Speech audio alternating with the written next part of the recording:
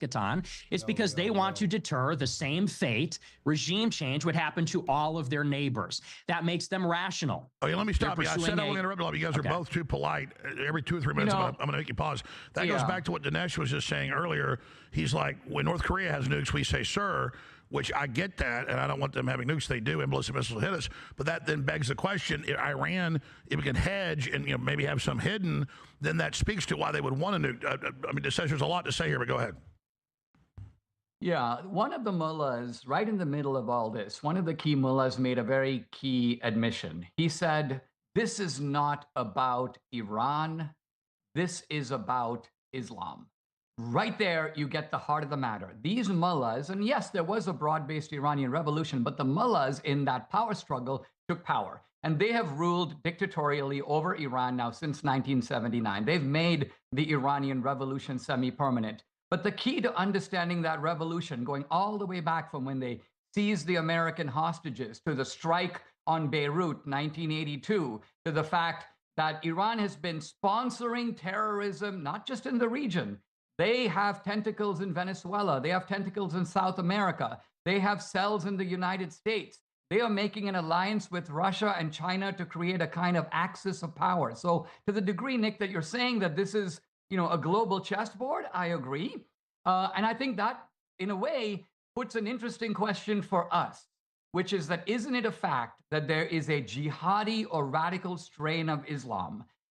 This ultimately is what is driving a lot of these radical Muslims, right? They are Hezbollah, Hamas. It doesn't matter whether they're Shia or Sunni. Hamas is Sunni. Why is Iran funding Hamas? Because they don't care about those distinctions at the end of the day. At the end of the day, little chat here. So let's watch this. They care about whether you're an infidel, yes or no. This radical Islam is a global ideology. Look, you can say the mullahs keep saying it, I don't believe it, but you should believe it. When the Russians said that they wanted a global triumph of communism, they meant it. We took it seriously. And by the way, we didn't end the Soviet Union through some sort of a treaty. We ended the Soviet Union by bankrupting them. Reagan ultimately defeated them in the Cold War. It was not a treaty. It was they were out of gas. They couldn't compete in an arms race.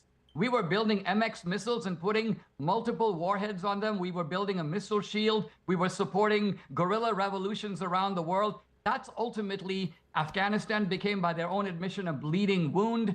So this is why the Soviets gave in. They didn't give in. No country ever gives in because of a treaty. The idea that communism abolished itself, Eastern Europe was freed because we put a piece of paper in front of them and went, oh, okay, let's get rid of all of this stuff. We were once a global empire, we'll now become a second-rate superpower. That's not how it happened at all. And that's a misunderstanding of Iran. Islam is a conquering force.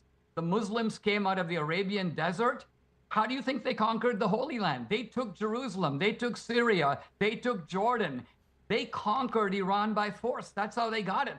They are the occupier of Iran. Okay, Dinesh, and by the way, you're both very smart men. I've studied the history. You're both, accurate in the basic facts. Very interesting. A lot. I'm not saying the general public's dumb, but even really smart political people, most of them can't find around on a map.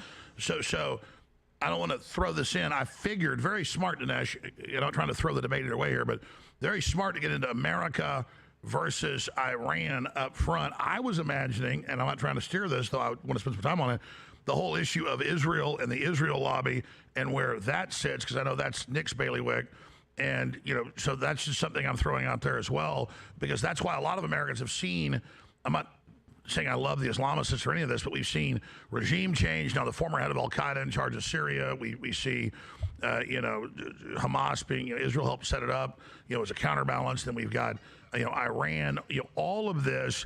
And so I think a lot of Americans just don't believe the intelligence establishment, even though I wouldn't cry at night if the mullahs fell. So, what about the AIPAC Israel issue in all of this, Dinesh, for like a minute? Well, can I respond actually to what he said? Sorry, I apologize. Go ahead. No, you're fine. I just want to have equal time. But I mean, with regard to this, there is just like this, and forgive me if this sounds I'm trying to be cordial here, but I do believe there is this engine in the United States from the conservative movement that says it is about Islam. You know, this is Glenn Beck's book. This is sort of the Fox News mantra.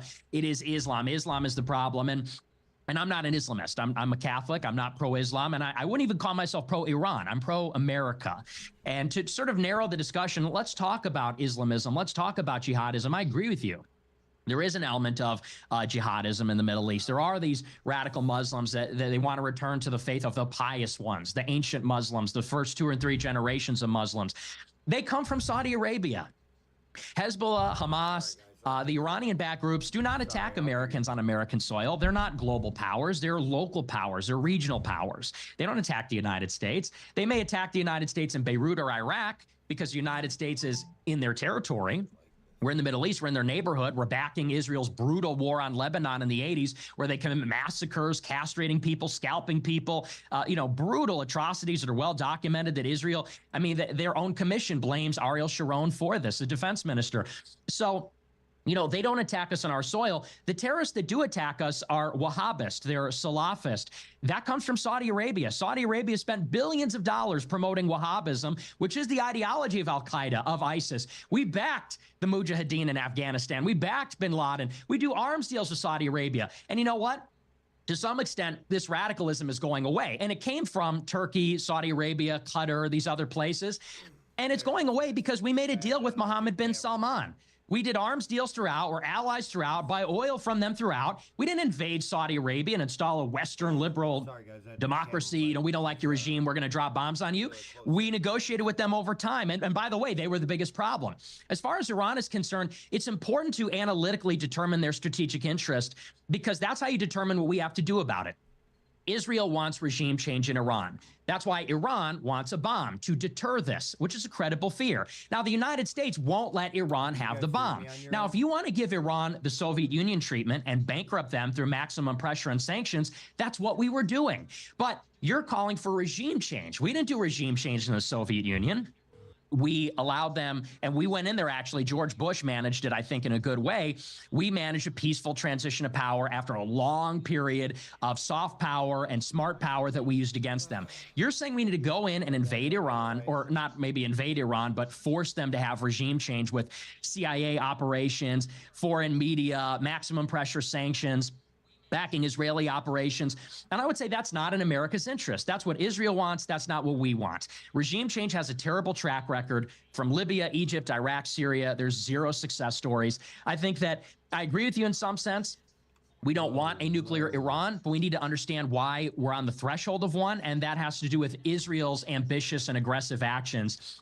In my opinion, the move is restrain Israel, stop them from attacking Iran, get Iran to come back to the table, and try to get them to agree to some kind of framework like the JCPOA. And maybe we could talk about the JCPOA because, to me, that is the most important precedent to all of this. I am trying to equal time. I was throwing a quick question back to Dinesh to give you a longer response because I'm glad we're having this debate. I just figured it would be about the current situation. I love the history, but we're kind of still in that, and I'm glad you guys are so informed and trying to educate people. But just in general, you guys go wherever you want, counter back what he was saying, Dinesh. But then I would like to just interject.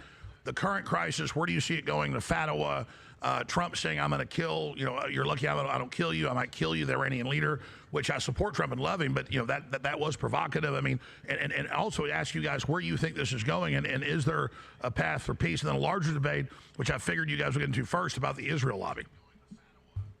All right, let me say some things about regime change to lay a foundation of what I think the MAGA view on this is. Because I think the MAGA view on this is a repudiation of Bush, but it's not a repudiation of Reagan. In fact, it's a restatement of the Reagan principles, although admittedly in a very different situation. Obviously, in the 70s and 80s, the Reagan focus was on the Soviet Empire. The situation now is totally different. But there are a lot of really bad regimes in the world. And these are regimes that harm our interests in all kinds of ways. So ask a simple question. Is it in our interest for these really bad regimes, and I'll be happy to go through a list and we can agree on what they are, would it be a good idea for these regimes to have change? For the bad guys who are running these regimes to go, get away, for the regimes themselves to be toppled, and for something else to take their place. So if we look at Iran, for example, I would say, I am willing to take any chance on getting rid of the mullahs, these jihadi mullahs, these people who wish death to us and are building up the means to do it. Oh, and I don't know, okay, maybe Nick's right. Maybe he's wrong. I tend to believe the mullahs over Nick. They say that they want to have global jihad. They say that they want a global caliphate. They say that they're building up the strength to do it. They're allying with other people who certainly do have nuclear weapons and do have that kind of power. So would it be a good idea to have regime change in Iran? Would it be in our interest? Forget about Israel. Of course it would. Now, a separate question is, what are we willing to expend for that to happen? So my question to Nick is, all right, let's start at the very beginning.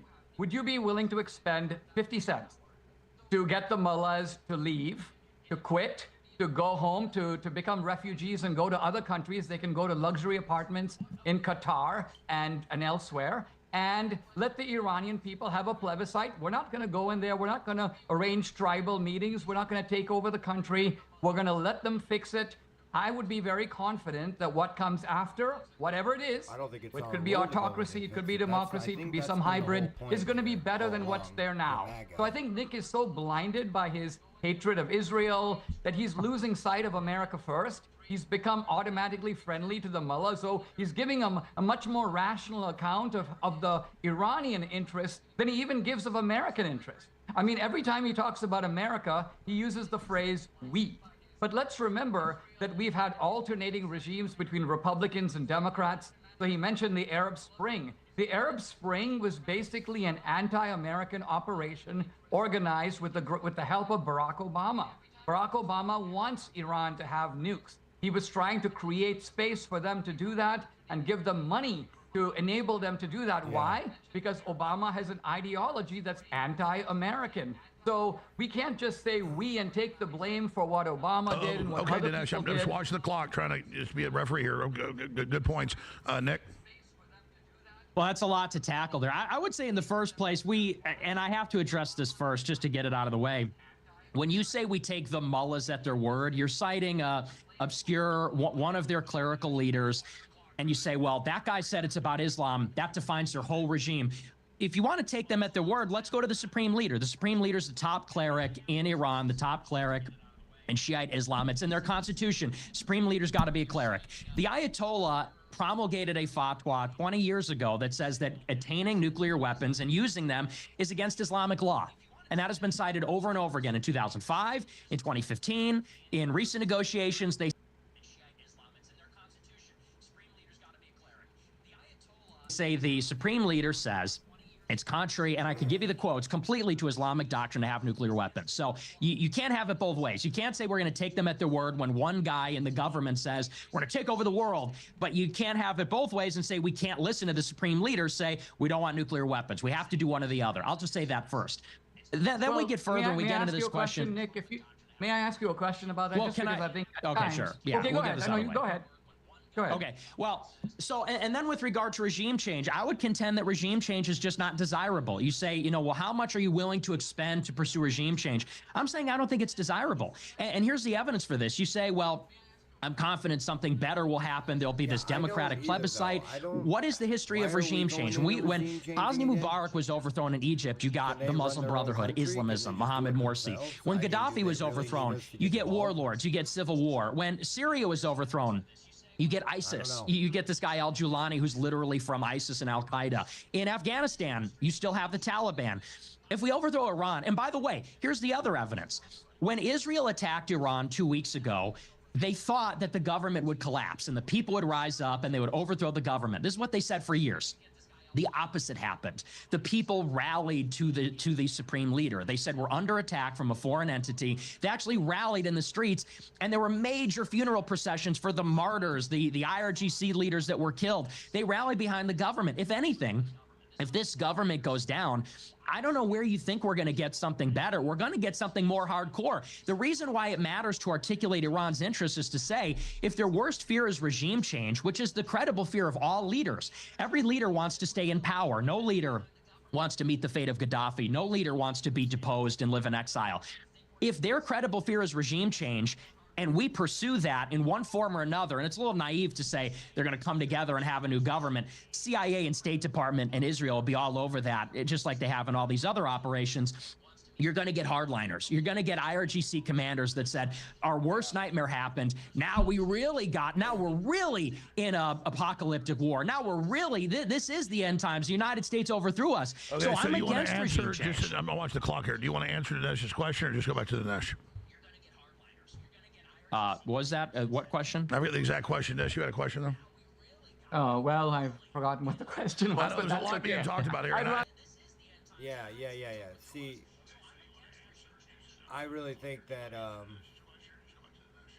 I think regime change is bullshit. We've done it in too many countries, and we need to stay out of it. It doesn't serve our purpose as Americans to get involved. Honestly, that's my truthful opinion. So.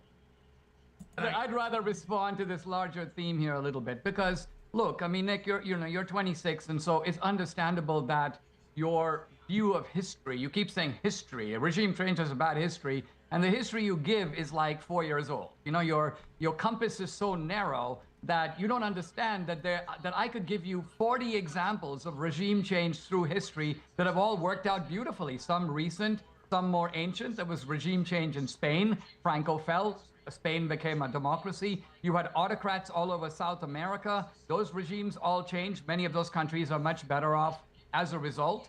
The United States produced regime change in Mexico. There was a dictator named Santana. He was the one who actually came and fought against us in the Alamo and in Texas. Ultimately, Santana was overthrown. That was excellent regime change. I'm not even counting, of course, the Nazi regime in Japan in World War II. The Soviet Union was regime change of an excellent quality. So regime change sometimes works and sometimes it doesn't work. A lot of times it depends kind of on who does it and how. Now, here's a key point, and of course, you know, Alex But the has point brought up that I'm Israel. I want to get into saying is, Israel, so I'm happy to should do we that. be the ones Here's the doing point it? I want to make. Why should It we is always be sticking very our much, nose in my and view, in trying our to interest do and this? Israel I don't, to have what is the regime point? change in Iran.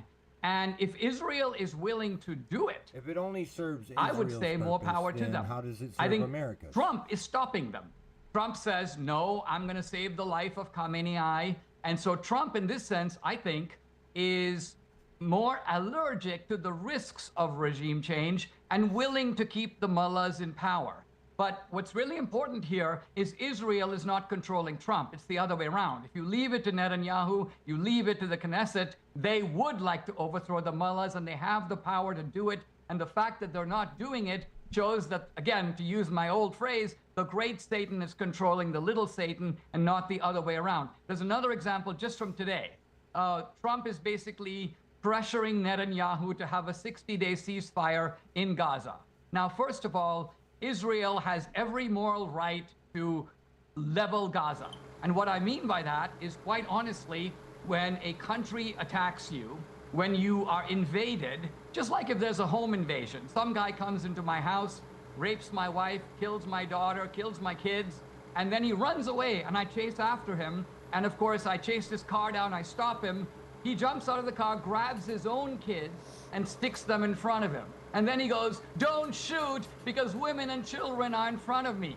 No, what you've done, you put your children in danger, first by invading my house, and second by using them as human shields. I am not under any moral strictures based on what you did to me. I have every right to attempt to destroy you, and the suffering of your women and children is the result of your actions and not mine. So my point is, once you had October 7th, and October 7th, by the way, bankrolled by Iran, planned in Iran, Israel has every right, strategic, moral, political, to strike out at Gaza and to strike at Iran. And so the United States is the one that's tying their hands. And so once again, even with this Gaza treaty, you can see that the man in charge, the numero uno, is not Netanyahu, it's Trump. Okay, so I want Nick to be able to come back. I got to say something here.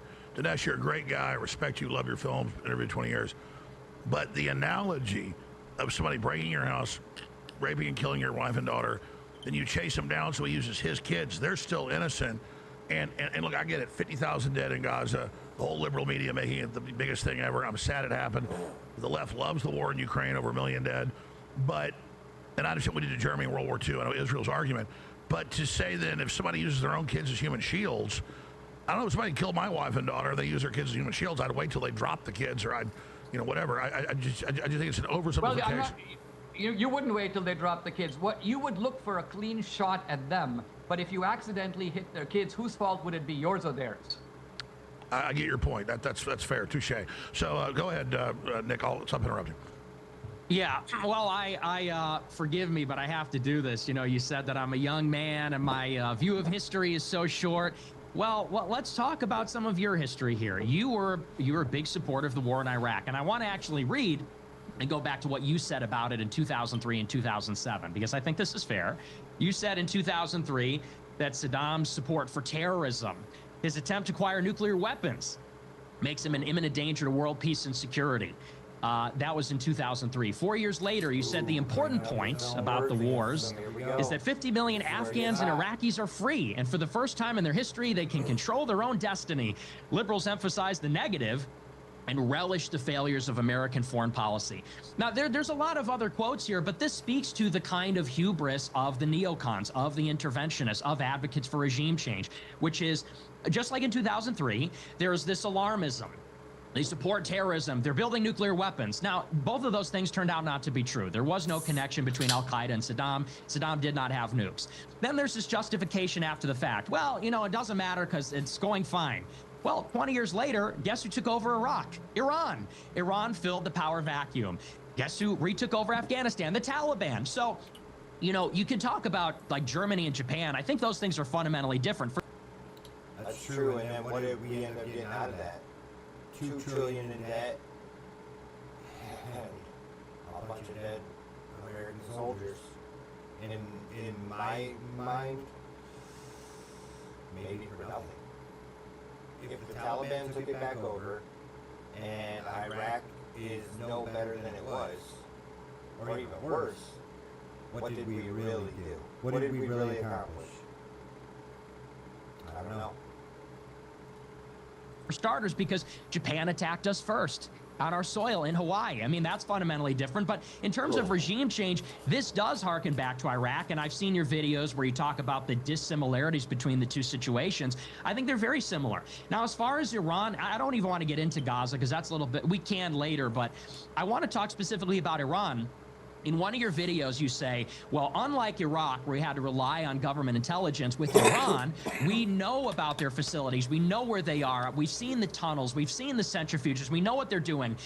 Well, isn't that sort of precisely the point? When the United States made the nuclear deal with Iran, they adhered to it for years. The deal was made in 2015, and from 2015 to 2018, the IAEA said they were in compliance with the deal. They had 24-hour monitoring, they had cameras, they had inspections, and they were in compliance with the deal. It wasn't until a year after Trump pulled out of the deal and forced all the other Europeans to pull out as well, and we reneged on our commitments. We pulled out and didn't give them sanctions relief.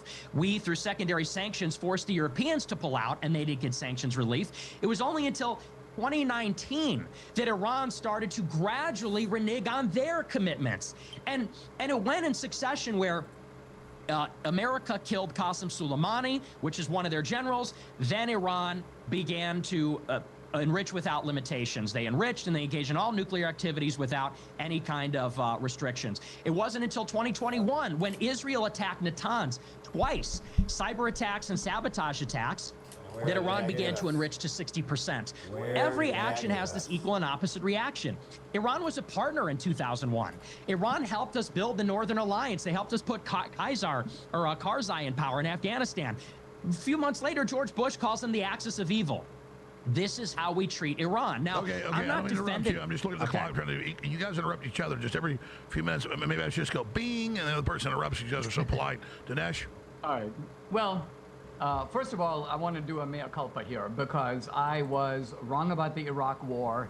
Not because I said Iraq had Iraq War, not because I said Iraq had nuclear weapons. Of course, you remember with George W. Bush, the claim was that they had these so-called weapons of mass destruction. Not quite the same as nukes, but the idea was it could be chemical weapons. It could be a weapon that could kill a large number of people. Now, this information, which was given to us from high levels in the U.S. government, I think was the first case of where we learned that we can't always trust the government.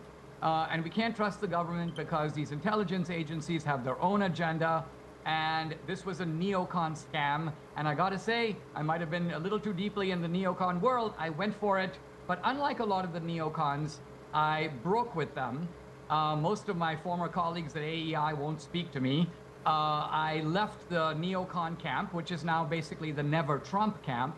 And I came into the Trump camp because I think the Trump was based on the idea that, look, we've learned some valuable lessons from the Iraq war, and that is this idea of trying to occupy other countries is a great mistake. By the way, the United States had every right to blow up the Taliban, to chase them out of power. Those were the guys who supplied the monkey bars for 9/11. So if you're talking about a direct attack on the United States, yes, it was Al-Qaeda, but the Taliban was a hospitable regime that trained them.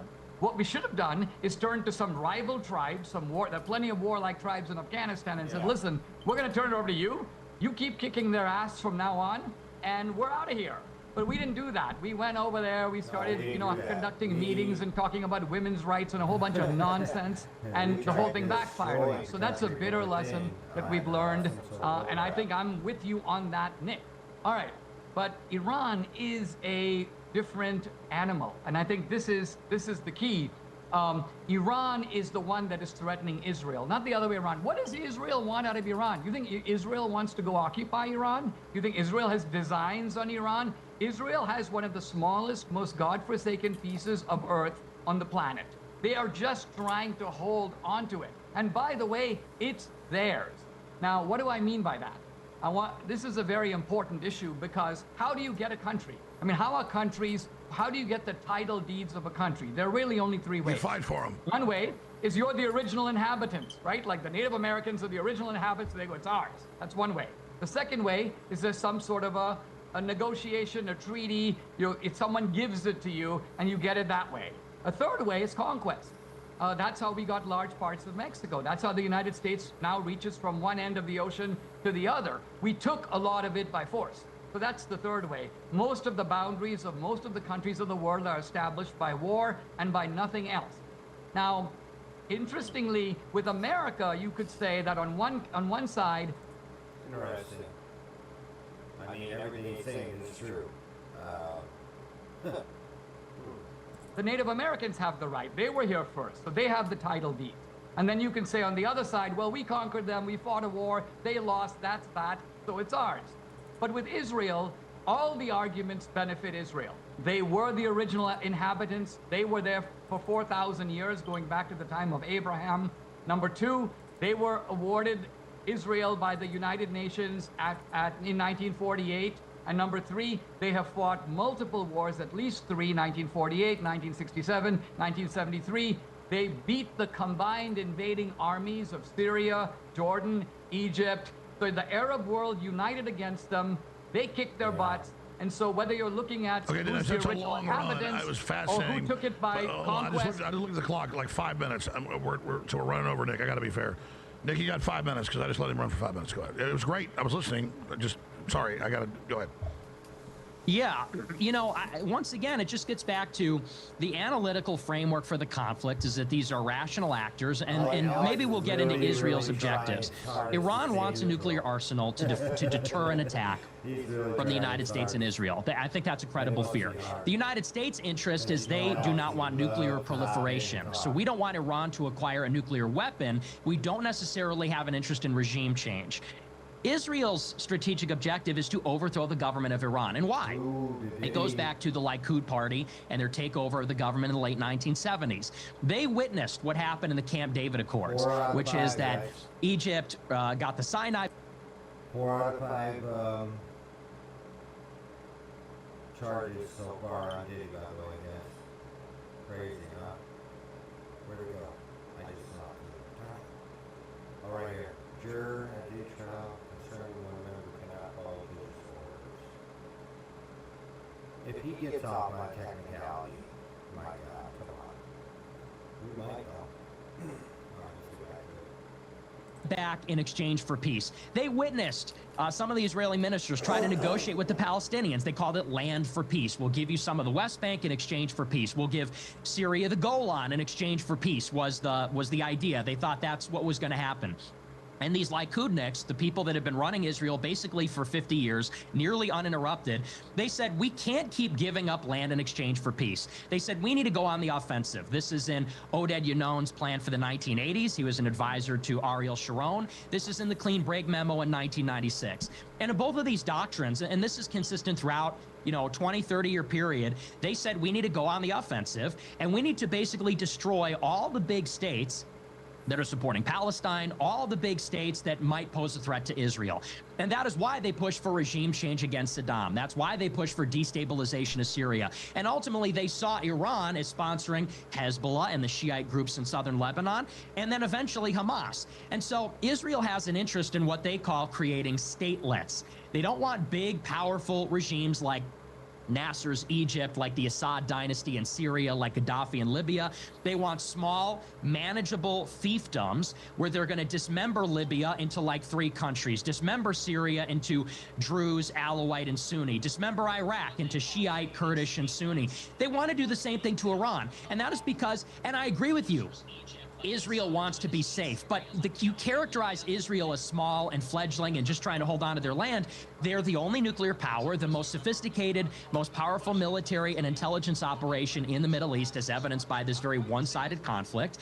And what they want to be safe is regional hegemony.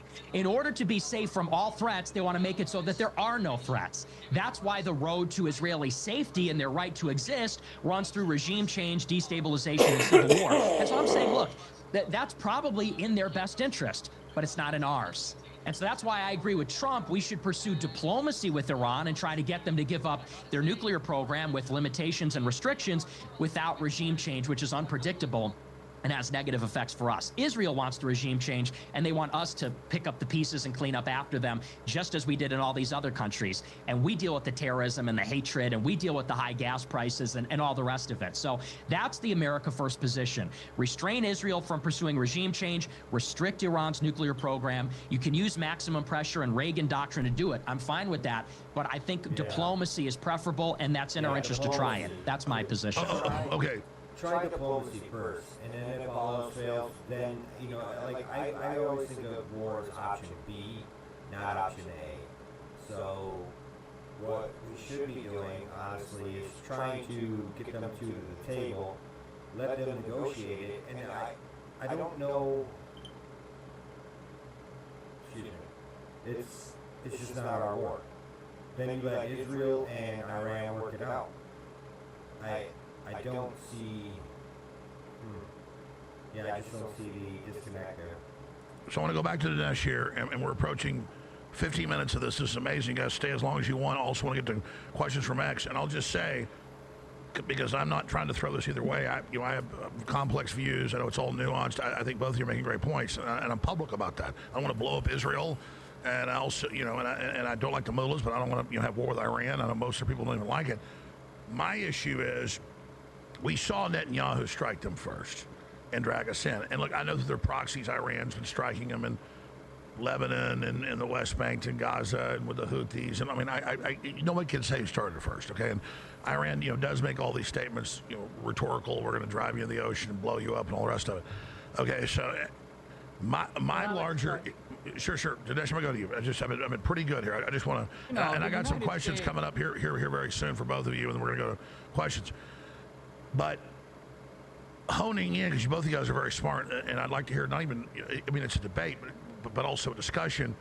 What do you think's about to happen? I know, Dinesh, you have amazing context. Trump today says twice at Alligator Alcatraz that, we got a deal Monday, you're going to love it, and Netanyahu's coming and all this.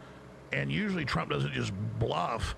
That sounds really good. Then you have the mullahs putting out a very rare fatwa against Trump and Netanyahu on Sunday. So just in general, looking at that, but I will just say, Israel initiating the latest round and us coming into it, a week into it, and then all of that, and then I can predict the media was going to say he didn't take out the sites. Clearly the sites were highly damaged or obliterated, but then did they hide fissile material? Then the mullahs we're going to go all the way to enrichment, and we did hide it. And it's like, to get out of this, the mullahs seem to do whatever it is keeps it going. It's very bizarre. So it's easy for me on like straight Western politics to know who the sides are, what the interests are. When you get into these mullahs and things, it gives me a headache basically. So, you know, I mean, as a moderator, I'm supposed to just have easy answers here. A lot of bizarre behavior. Why would the mullahs put a fatwa out? Well, because maybe they're about to fall. We're seeing some evidence. Their foreign minister on TV contradicting him, saying the nuclear sites were basically destroyed. So the intel I'm getting is they could fall. What happens if the mullahs are cornered then? And you see, this just is a complex issue. So you guys can finish up with your round of debates about the history and who's who or whatever. My point is these are two sides absolutely diametrically opposed to each other. And like Trump said, both sides don't know what the fuck they're doing. They've been fighting so long. I agree with that. How could, generally, gut level, where do both of you see this going? We'll go to Dinesh first and finish up with Nick's response if you want. But then where do you see this going next? Can this be de-escalated? What are the paths out of this? Dinesh D'Souza. Yeah, the reason I keep anchoring our discussion, not just in history, but kind of in the facts on the ground, is because it's hard to have a debate when the facts are really fuzzy, right? So you mentioned, Alex, that Netanyahu struck first. But if it is true that Iran was a driving force behind October 7th, then Israel did not strike first. Israel struck second. Second of all, let's remember a lot of times, I mean, if we go back in history not very far, you know, Hitler attacks Poland and Great Britain declares war on Germany. Japan attacks the United States at Pearl Harbor. Did we just go to war with Japan? No, we didn't. We sent, Patton starts taking US troops into Europe. We went after the Nazis, even though the Nazis did not attack us directly. It was the Japanese who did. All right, let me turn to Nick. Nick says that it's the goal of Israel to somehow topple all the big, strong powers in the Middle East. And let's test if that's true. Which are the big, strong powers in the Middle East? And the answer is, certainly in the Muslim world, there are three. There is Saudi Arabia, there is Egypt, and there is Iran. These are the three big boys of the Middle East, and they are jostling, by the way, for power, the one against the other. Israel has excellent relations with two out of the three. Now, the only reason Israel doesn't have excellent relations with Iran is Iran continues to not only plot and scheme, but openly declare and fund military forces, Hezbollah, also Hamas, that are aimed ultimately at eradicating Israel from the map. That's the meaning of from the river to the sea. So Israel is willing to get along with powerful forces in the region. It's made friends with some of them. It gave back land to Egypt. It's on good terms with Saudi Arabia. I think it would be on good terms with Iran if Iran wasn't driving the aggression from its side. So I completely reject Nick's idea that somehow Iran is fighting a defensive war. Nobody wants to invade Iran, least of all Israel. Israel would like to have nothing to do with Iran. They've got a successful society on their own. I disagree slightly. It seems to me Israel... Sorry guys, it seems to me Israel is looking for land. If you look at Syria, they took over part of the Golan Heights. That was part of Syria, actually. And if you look at all the other moves that they're making, it would seem to me, and this is just my analysis, that may or may not be true 100%. It seems like to me that they're making moves to gain land. I don't know. That just seems to be my analysis of it. I could be wrong. So, do I think they want Iran? Necessarily, no.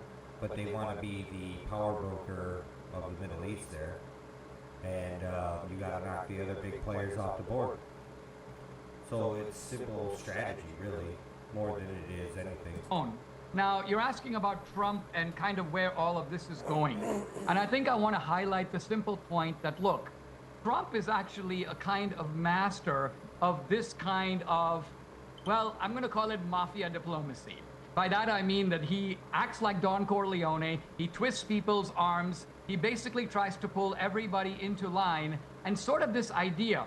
Number one, when Trump basically even started talking about the idea of striking the Iranian facilities, there was a massive scream on the part of the, let's call it the Nick Fuentes camp, but there were many others in it, This is disastrous. We're going to be in a war. We're going to have tremendous casualties. The Iranians are going to strike back at us. Just wait for it. None of this actually happened. So if I'm going to show a little modesty about Iraq, it would be good for Nick to admit that he and so many others were completely wrong about what the effect of Trump's strikes were going to be. Number two, Israel is a country of 10 million people or 12 million people. The United States is 350 million plus. Are you seriously telling me that Israel is controlling controlling America? All right, let's stop there. You just got 4 minutes. Let's Nick, then we're going to go to break and come back. I've got questions, and then listeners have questions from X. Nick responding to that. Sure. So to address the first point, Saudi Arabia is not a major power in the Middle East. We give them a lot of weapons and things like that, but Saudi Arabia has a small population, mostly foreign workers. It's held together by this weird dynasty from 100 years ago because they sell oil. They couldn't even defeat the Houthis in Yemen. I mean, they were at war with the Houthis for 10 years with American backing. They said they were fighting Al-Qaeda in the Arabian Peninsula. They couldn't beat back these guys. They're pirates, effectively. So Saudi Arabia is not a major power. And what's more is they're effectively in a relationship with Israel already. They, like the Emirates, like Bahrain, are going to enter into the Abraham Accords. They're submitted to Israel. And that's the fate. If you are against the West, if you're against Israel and the United States, you get overthrown, you get regime changed, you get invaded, civil warred, or you're like Egypt and Jordan, where you get bribed and become a Western puppet to Israel, and Saudi Arabia wants to follow suit. So I would just say that, and that's obviously the case also because Netanyahu and other ministers in the Israeli government have said for 30 years they want regime change in Iran. That's just not even disputed. In the mid-1990s, they're calling for regime change. In 2006, Netanyahu's calling for regime change. They're publishing videos all the time in Farsi and English saying the Iranian people need to rise up. It's just not even a question that they do want that. And they want that because Iran is a rival. Iran has one of the largest populations. It's often said about the Middle East, you've got three countries, Turkey, Egypt, Iran. The rest are tribes of flags. Iran has a big middle class, big economy, oil wealth. They have a lot of intelligent people. They're a threat to Israel's security and hegemony in the region. And that's why Israel wants to depose that country, along with all the other ones with ambitions, whether they be Islamist or pan-Arabist. They want to be the top dog in the Middle East. So what do? You get rid of the other competition. You always get rid of your competition first, and then you slowly start to take over. With regard to Israel, and we can maybe get into this topic because I think we sort of settled a lot of this other stuff. We're looping a bit. But to get to the question of Israel driving U.S. foreign policy, it's pretty clear. Trump initiated diplomacy with Iran in April. He had Netanyahu at the White House for talks about the tariffs, and he announced that he was going to engage Iran in negotiations over the nuclear program. That same day, Netanyahu went on TV and said the only deal we will accept is if we get to blow up Iran's nuclear program and if they follow the Libya model. The Libya model is where Libya gave up their nukes with inspections and then we regime changed them 8 years later.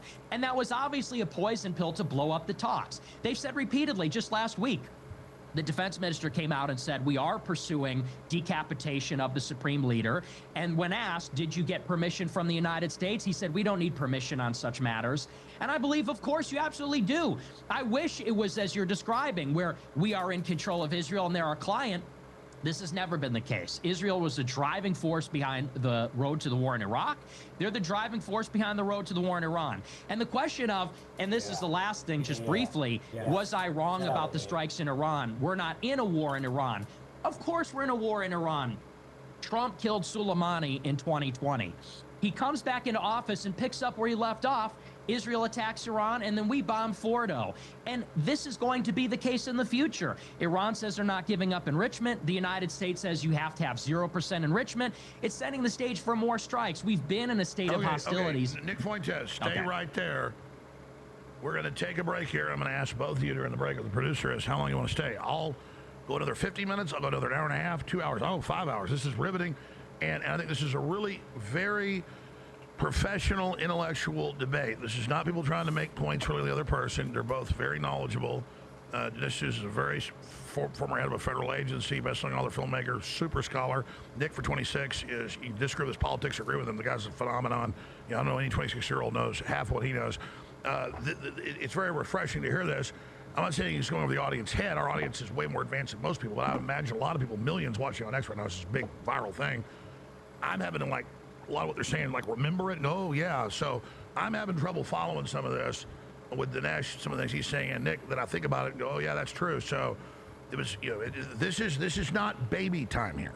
This is not, real simple, mindless slogans. This is a real debate here. And this is what debates, I think, really should be, like the Lincoln Douglas debates. So we'll find out how long they want to stay. This is a whole other issue. Because I told the crew on the X post, asking what are your questions when the debate launched, we can't find out of thousands of questions, maybe 10 that are pro-Israel.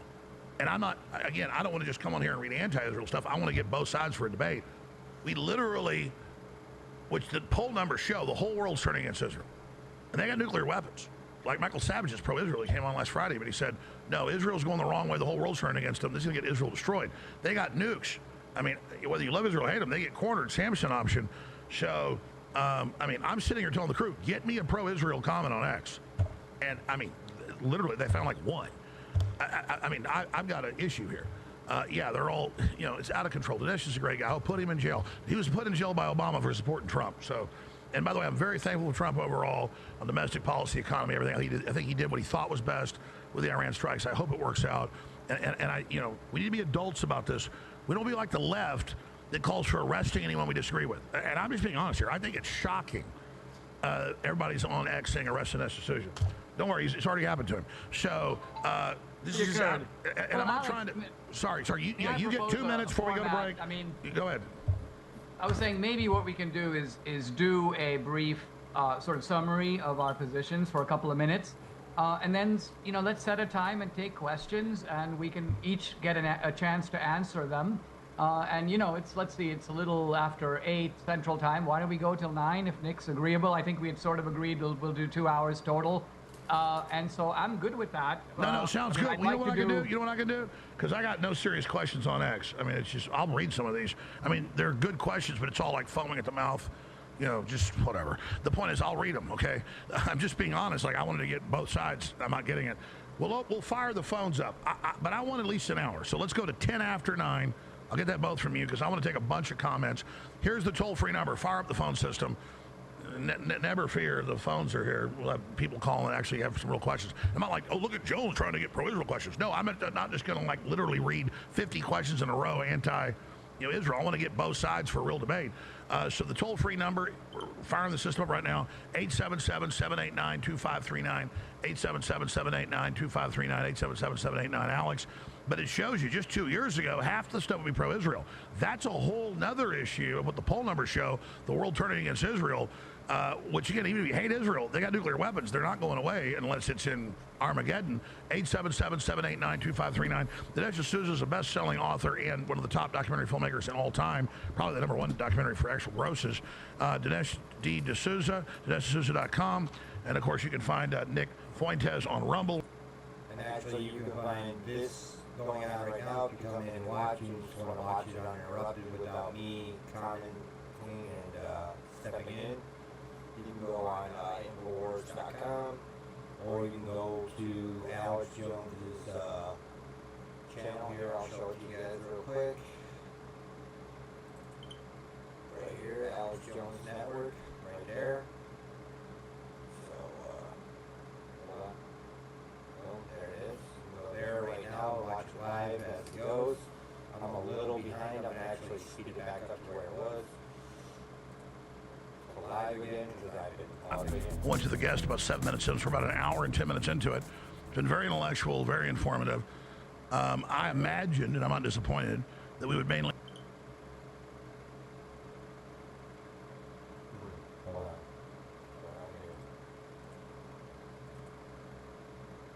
focus on the current issues.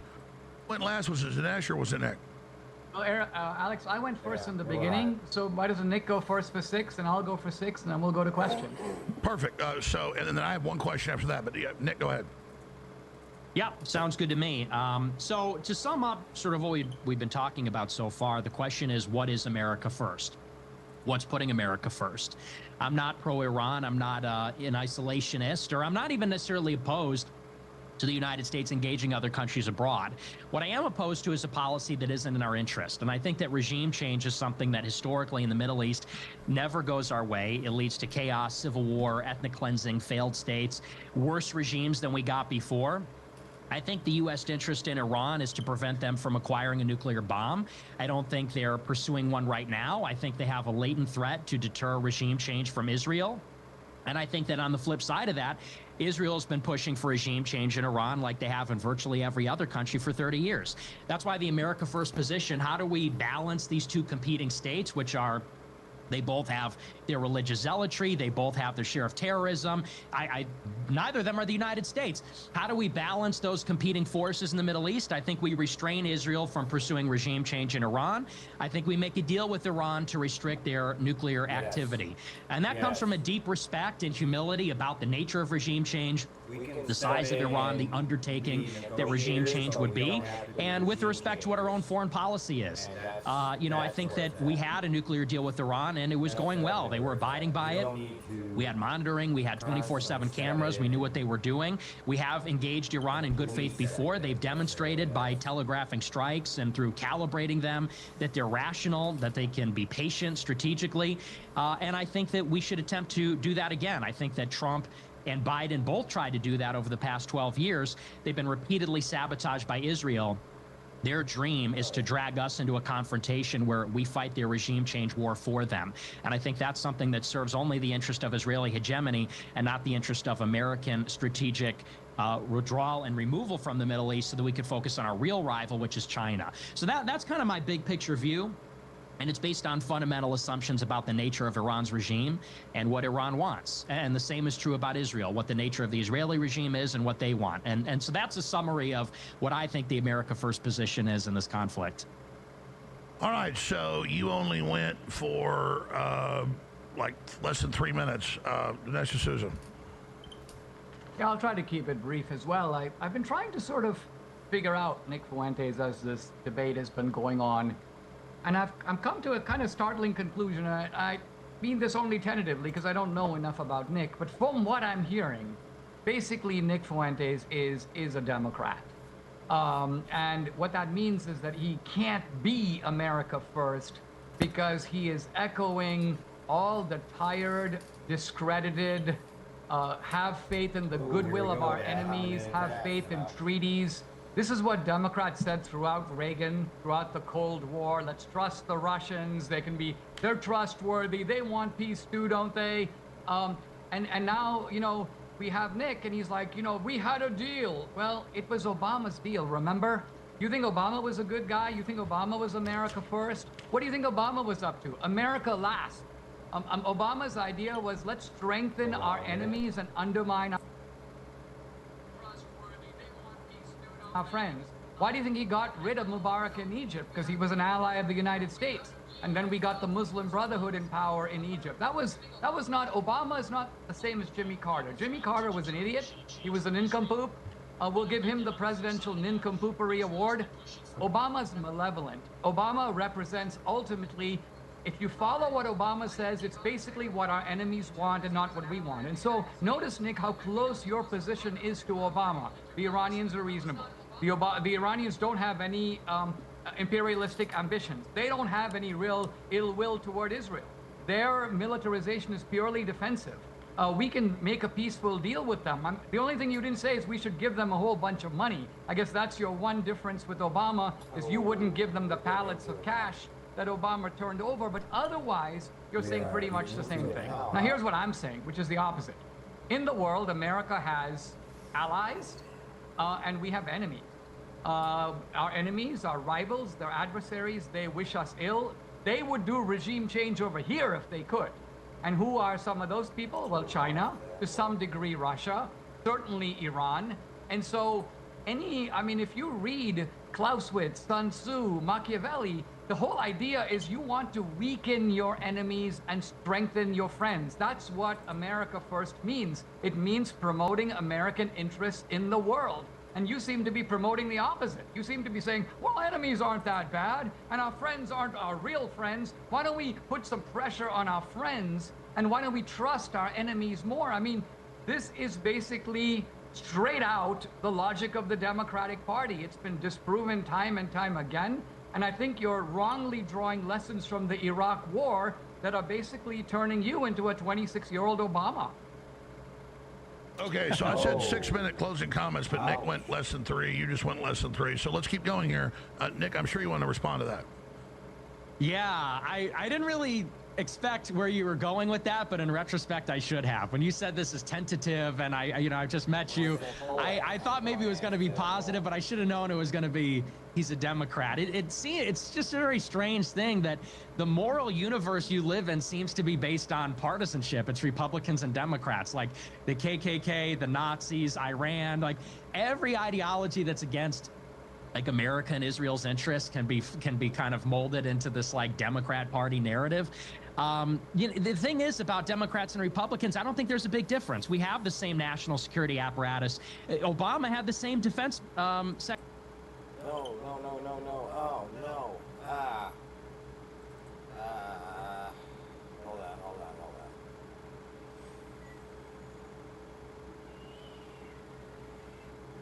God, I couldn't find it there. What the hell? Between Republicans and Democrats. I think that's a meaningless distinction. I wouldn't say, I don't know what that means to be a Democrat. I'm a Catholic, I'm a reactionary, I'm in favor of immigration moratorium, I voted for Trump in 2016. Like, I don't know where you get off saying I'm a Democrat other than that. I think we should pursue diplomacy. And by the way, it's not based on good faith towards our enemies like Iran or Russia or China for that matter. It's based and anchored again in foreign policy realism. I'm a realist. I'm not a liberal international or a liberal globalist where I believe there's a world of friendly democracies and autocratic foes. I would say that Israel is similarly a foe. Israel spies on Americans. Israel has planned and perpetrated false flag attacks against Americans in the past. When 9/11 happened, Bibi Netanyahu said it's a good thing because now we can sympathize with what they go through. And they looked at that as a gift because they thought that we would support them against the Palestinians and then we would support them against their other rivals in the region. So this idea that we have friends and foes and, Israel's part of the Avengers and the Iran is part of the bad guys. I think this is just juvenile and childish, and it's like I'm debating Fox News, this kind of stuff about. Okay, so since we went off the debate forum, which is fine, Dinesh, counter that, and back to Nick, brief response back. But I have a few questions for you that I want to go to callers and I want to go to comments on X. But Dinesh, anything back? Yeah, the polarization of the world is not ideological fantasy. It's a simple reality. You can see it in the animal kingdom. If there are two strong animals that are in a herd, they will fight each other for leadership. If there are two powerful countries in the world, they will become rivals, and the small countries around them will basically take sides, and you will begin to see this kind of polarization. So survival of the fittest.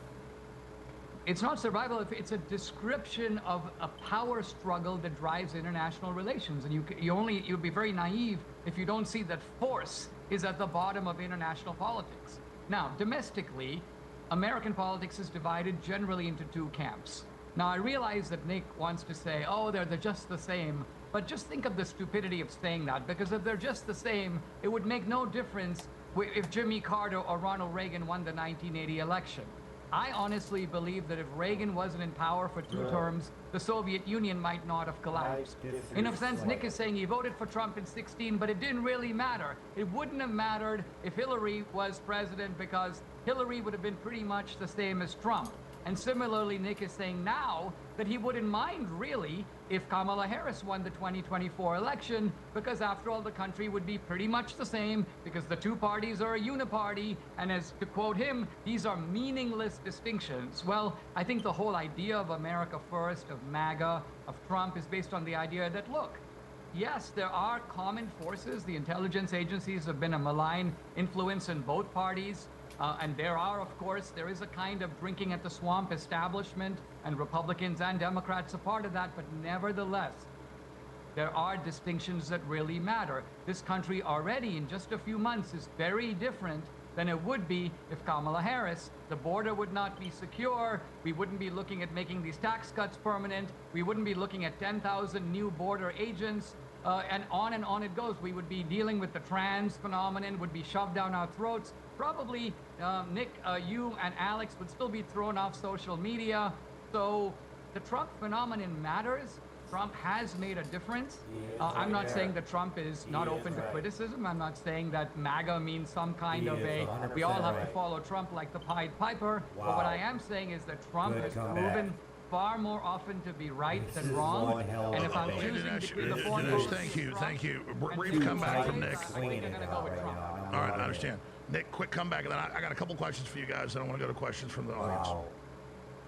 Wow. Yeah, I mean, as far as all of this is concerned, Trump and Biden and Kamala and all of that, I would say yes. I don't think it's even controversial at this point to say that there really is no distinction, especially when it concerns matter of foreign policy. I mean, Biden gave Israel $20 billion last year. When Israel was in peril, when Israel was fighting this war in Gaza and against the Houthis and Hezbollah, it was Biden last year in April that gave Israel $20 billion, which is a huge military aid package. And Biden showed up when Iran retaliated against Israel in April of last year, and then again in October of last year, and even earlier when Israel initiated these provocations earlier in July and in April of 24.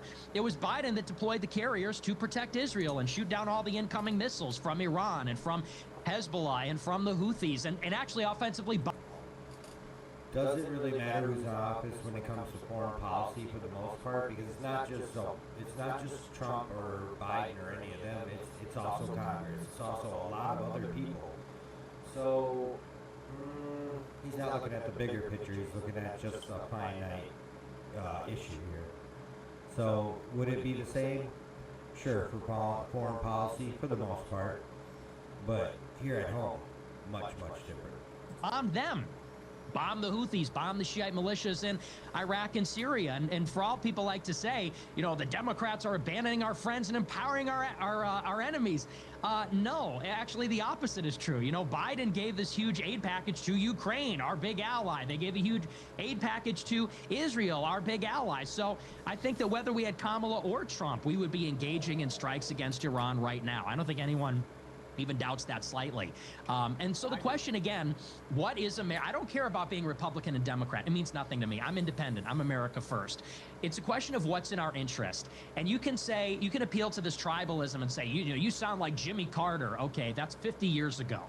What's in America's interest is not another regime change war, no matter our level of involvement. It's too unpredictable. It's too much chaos. There's no guarantee we'll get something better or something that isn't horribly worse. This is what Israel wants. This is not what we want. We want nuclear non-proliferation. They want regime change. Okay. We should have non-proliferation. Okay, now, and again, it's great. It's amazing. I want to go to comments, questions. This is huge. Millions are tuning in right now, just on X alone, millions everywhere else. This is a real, raw debate, folks. When you see corporate media, the questions are already prepared. It's been planned for months or weeks. This is real, unfiltered. None of us talk before as a favor to me. Do what I do. And I know you both do this. Because Nick, said, I think Trump's very soon will, hit Iran when he was running for office. The last time, 8-9 months ago, right before he got elected. And he thought this would be a big crisis. And I know, Dinesh has made a lot of predictions come true. I want to ask you both, first Dinesh, then Nick, gut level, I think Trump thought he did the right thing, believed he was shutting this down, putting back the nuclear program. The left and others won't do that. They want to keep it going, which then adds to the war. The mullahs are saying, don't worry, we're going to enrich. You're not going to stop us. I see this as the beginning of quagmire. I have a really bad feeling about where it's going. So here's the simple question, which is a super complex question. The most simple questions are, they look simple, but they're not. How do you gut level see this ending, Dinesh? This is regime change, wider war, Iran rolling over. Gut level, how do you see this ending, and how would you like to see it end? And what do you think we as American people can do to have this end in a peaceful way? All right. I think that the Trump strike on the 3 nuclear facilities was a brilliant move because it was basically what it was is essentially an overnight job. We fly over there, we clobber their nuclear facilities, we don't suffer a single casualty, they don't even know we're there, they have no control over their own skies. We had all these fighter planes, by the way, accompanying those B-2 bombers because B-2 bombers can't defend themselves, but not a single fighter plane was really needed. They ended up just flying sort of decoratively around the B-2 bombers for no good reason. and then they all came back safely. And what is the result? A crippling of Iran's nuclear facilities. So look, whether they were at 80%, whether they were getting there, whether they were almost there, whether they were weeks away, whether they were months away, who cares? Their program has now suffered a devastating setback. And even though initially the media tried to deny it, they've now pretty much come out and admitted it. Machiavelli says something very profound. People can get revenge for small injuries, but they cannot get revenge for large injuries.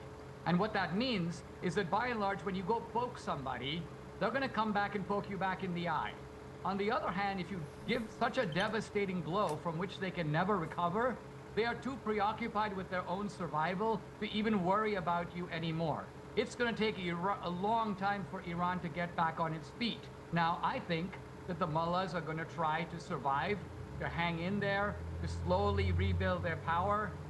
And so this is actually the downside of striking and then leaving, in a sense, sort of snatching partial victory out of the jaws of total victory.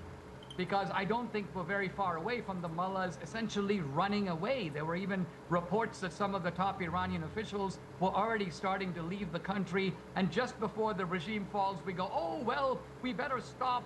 You know, we don't really care about, quote, regime change, and so yeah, but that's because Trump doesn't want a quagmire, Dinesh. Who knows who's going to come into the vacuum? Right. We never know, Alex, but the point is, when you have these dangerous situations in the world, you have to make a judgment call about whether what's going to come later is better or worse. We have certain red lines. One of them is we're not committing troops. We're not going to commit troops unless Iran attacks U.S. borders or U.S. bases. If they do that, then Trump's, you know, we're not in a war, has to be set to the let me side. ask this, now that we're deep into this, I got a few questions, Nash. If the mullahs are so insane, and they just put a fatwa out, which goes to that side of the equation, on the other side, they did like in 2020, when they attacked the Iraq base and called Trump before and said we're going to launch 18 missiles in the desert, and they did as a face-saving event. They did that again this time, called ahead when they were going to hit Qatar, and did that. So if they're so crazy, why did they then telegraph all this and try to de-escalate? Because, like I said, to come back to the quote from Machiavelli, when somebody is down on their back and you're standing on top of them with your foot on their chest, they're going to behave themselves wonderfully.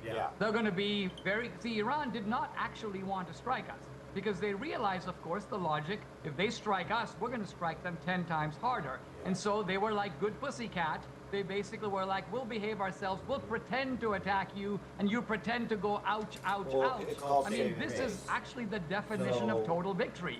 So what they need to do is called saving face, and they need to save face in front of their people. So they had no choice but to retaliate in some way or form. Otherwise, they would have lost the respect of all their people. If you get into an MMA fight with some guy, and at the end he goes, listen, I want to convince my family that I'm not a wimp, so I'll pretend to throw a punch at the very end, and you pretend that you're bending over even though you've clearly won the fight. What does that tell you? And so you say maybe the fatwa is that as well? How do we know some of their followers don't follow that order? We don't know that, and I think we should take preparations to... I'm not a believer, as Nick is, in Iranian goodwill. I think if they put fatwas on you, there are going to be radical Muslims who are going to be willing to carry it out. There are probably some of those in this country. So we need to be taking preemptive or precautionary steps I think to make no sure doubt. that we are I think protected. no doubt. So yeah, Nick, that's a lot to unpack. Go ahead.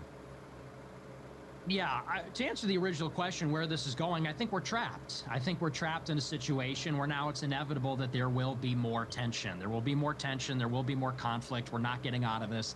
And it basically comes down to this. We had a deal with Iran. We overcame decades of distrust and decades of suspicion from Iran. We made a deal that satisfied Russia, China, the E3 countries, the European, France, Germany, and the UK, and the United States. We had a deal with monitoring, with verification, with 24/7 cameras, like Dinesh himself said. We know everything about their program because they disclosed it to us. And the IAEA report said they had no weapons program since at least 2009, but probably not meaningfully since 2003. So we had a deal. Everybody was playing by the rules for years. Trump pulled us out, and now they don't trust us again. Trump killed their general. Now they hate us. Then Trump engages them in diplomacy, and he comes back to power.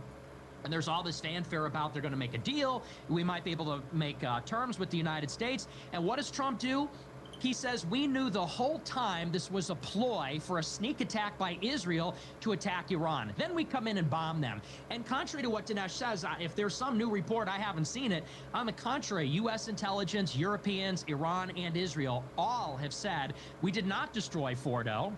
We didn't even destroy their nuclear stockpile. They said we weren't even trying to destroy their nuclear stockpile. So now what they're saying is Iran still has a stockpile. They have centrifuges we don't know about. Iran says we're never giving up enrichment. They're moving heavy equipment to Fordo to rebuild it. And what are the Israelis saying? The Israelis are saying we're going to treat Iran like Lebanon, which means we're going to bomb them all the time with no restriction. So, you know, this ceasefire, Israel never makes good on ceasefires. They made one with Hamas. They didn't implement the second phase. They made one with Hezbollah. They bomb them throughout. None of them trust Israel. None of them trust us. And now, if we don't make a deal with Iran, there really is only one other option. Iran doesn't trust us. Russia didn't bail them out. They're clearly vulnerable to Israeli intelligence. The only deterrent that they can get to prevent further hostilities, you know, now they're talking about pulling out of the NPT and maybe getting a nuclear weapon. So as far as I'm concerned, our fate is sealed. And Israel they orchestrated this every step of the way. They engineered the confrontation in April last year. They attacked Iranian generals in Syria. They provoked the other confrontation in July. They killed the leader of Hamas in Tehran. Nick, I want to go to comments and questions now. Both of you are making very interesting points. Quick analysis. Can I just do a really quick one? Go ahead. Just a really quick, a quick response, because it seems to me that Nick has been moving in a kind of crab fashion, saying one thing, contradicting it, then saying the opposite, then saying the opposite again. And here's what I mean. At the beginning of this debate, Nick, you said emphatically, Iran has every good defensive reason to want to build a nuclear weapon. You said Israel has nuclear weapons, and so Iran, in order to counter Israel, needs to have a nuclear weapon on its own. Then you said, but even though it's in their interest to build a nuclear weapon, albeit defensively, somehow a treaty is going to convince them not to do it. It's kind of like saying it's in my interest to do something, but because you put a piece of paper in front of me, I'm going to go, gee, I'm not going to do that because I'm such a nice guy. No, if it's in Iran's interest to build a nuclear weapon, they're going to try to do it openly or covertly, but they're going to try to do it one way or the other, according to your own logic. Then you said, we tried to bomb their facility. And you said, but you know what? We probably didn't do a very good job. And a lot of their nuclear facilities are in place. And in fact, they might just turn around and build a nuclear weapon.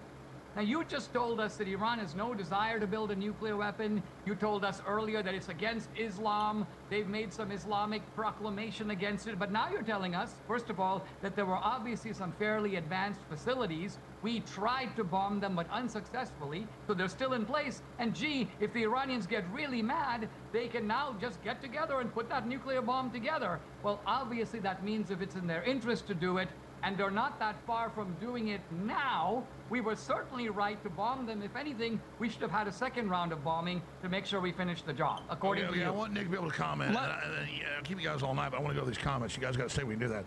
Callers and comments. But, Nick, back to my question and respond to Dinesh. Quick summation. How do you see this ending? I know you don't have a crystal ball, but currently, where's this going? Regime change, like I said, I think we're trapped. It's going to end in regime change one way or the other. As far as the apparent contradictions, I said at the start that they are engaging in nuclear hedging.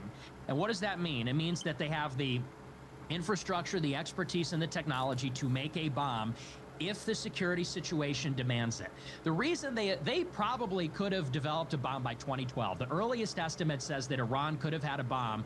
They had all the pieces in place by 2010. And the longest term timeline, 20.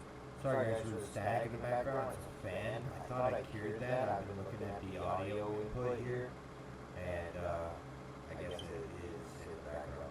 I can't hear it. Like I'm not on YouTube watching it, so I'm sorry for the static. You guys can go to obviously Real Alex Jones right here. And you catch the whole entire interview. Sorry guys. Excuse me. Yeah, I thought I took care of the static issue. I've been watching it bounce back and forth, and I don't want to try to mess with it live. So, next podcast, I will try to keep it out. 2012 is when they could have had a bomb. Why did they not? Let's get back to live. Just to develop a bomb. So it has to do with their level of confidence. It has to do with the current security situation. So they have the ability to make one. Getting one would invite aggression. Not having one makes them vulnerable. Now, we had a chance to make a deal that was based on mutual trust and assurances. We blew up that trust. That's why Iran started gradually increasing their stockpile of highly enriched uranium in reaction to cyber attacks, assassinations against their scientists, their generals, attacks against their nuclear plants. Nick, wait, last thing, super important. When we bombed Iran, that's their worst nightmare. So that's why now they might be contemplating, oh, well, the breakout time is here. The security situation has changed. We need a nuke. We're imminently in danger of being overthrown. That's really important. I want to be clear. I've been very good for the last hour and 45 minutes. You guys are doing a great job, by the way. I agree with you, Nick. And the CIA came out months after I said this and said attacking them may accelerate them towards finishing their bomb with nuclear hedging. So let me ask Dinesh D'Souza that, and we got to go with these questions and comments. I'm going to make you guys stay. We have to do it. Bunch of callers, bunch of comments. What about that issue that this accelerates them into that? I think that is common sense, Dinesh. Yeah, but there is a little bit of unrealism to it, and some of the times I think what happens is we get caught in this spider web of analytics. This is Iran's motive. They're hedging. They're, as if we're listening to some stock trade. I got a hedge here. It's very simple. If you had a guy that lives down the street whose official doctrine is death to Alex Jones or death to Nick Fuentes, and that guy in his basement is making a bomb that can take out your home, take you out, take out your whole family, you're not going to sit around and go, well, what's the computation going on in their mind? You're going to say that, guess what? If that guy has the intention, which is to say the motive, and he has the ability to deliver this bomb in a catastrophic way, then guess what? If I've got some friend in the neighborhood, let's call it Israel, and they go, listen, we're happy to go do the job for you. We will go clobber that guy. But guess what? There's one part of the room we can't get to. If you will lend us a plane for one night, we will bomb that part of the house, and that'll be the end of that guy. No more debt to America. You'll be able to sleep safely at night, you and your family. Who wouldn't take that deal? Who would sit around going, well, we have a relationship based on mutual trust. They keep saying debt to America, but we don't really believe them because lots of other people say similar things. So therefore, we're going to do an Obama-type deal in which, by and large, we kind of look the other way. We don't even have good ways to fully monitor what they're doing. Nick conceded they have the motive to do it, the interest in doing it, and they can do it pretty much whenever they want. And you're saying we should rest at ease when we have people like that with essentially dangerous weapons? Okay, Dinesh, I want to go to comments and callers now. I just want to ask you guys one more question. That was a good point. People can look at it from an Israeli perspective, American perspective, Iranian perspective, but we've seen this whole chain, and we've seen Wesley Clark, 15, 20 years ago saying he was in the Pentagon meeting, 7 countries of regime change, and we saw all that. That's why Americans are against this. It's not because we support the mullahs. It's because, we see this larger issue, and that's my personal view. I don't like the mullahs, but at the same time, I don't want to be lied into a quagmire much worse than Vietnam. 93 million people, potentially hidden nuclear weapons. And Russia and China have said no more dominoes are going to fall. This is part of a proxy war in World War III that's really already begun between the West and China and Russia. We all know that. So both of you, just 1 minute on where the world is. Has World War III already begun? And you guys agree with me that this is a proxy war or a hybrid war battleground between what's left of the West and the American? My answer to that is it is a proxy war, and I don't know about World War III has begun necessarily, but I would say right now there is 2 battles going, because definitely Iran is sitting back now and thinking, okay, what are we going to do now? And then you got China on Taiwan just circling it like a madman. Just waiting, like a shark, just waiting on the house. And then you got the Ukraine war going on with Russia. So things are heating up. I don't think we're in World War III, but things are definitely heating up heavy. Urging a new multipolar world. I would just sum it up in a single sentence or two, and that is basically, I trust Trump in the same way that I trusted Reagan. I think Trump himself, just like the rest of us, was there for Iraq. He learned the lessons of Iraq the same as the rest of us. Yeah. The difference is, this is a guy who knows how to operate on the global chessboard. He's already proven it in his first term. Right. He didn't drag us into any wars. He has been a no-war president. And I think he's a no-war president now. And sometimes no war means preventing it by doing certain things. You know, like a lot of presidents have took what you would call preventative measures. And it's not always negotiating with words. Sometimes it's just who's got the bigger fucking stick. And you don't like that, and that's not the way, because you know then that may lead to something more.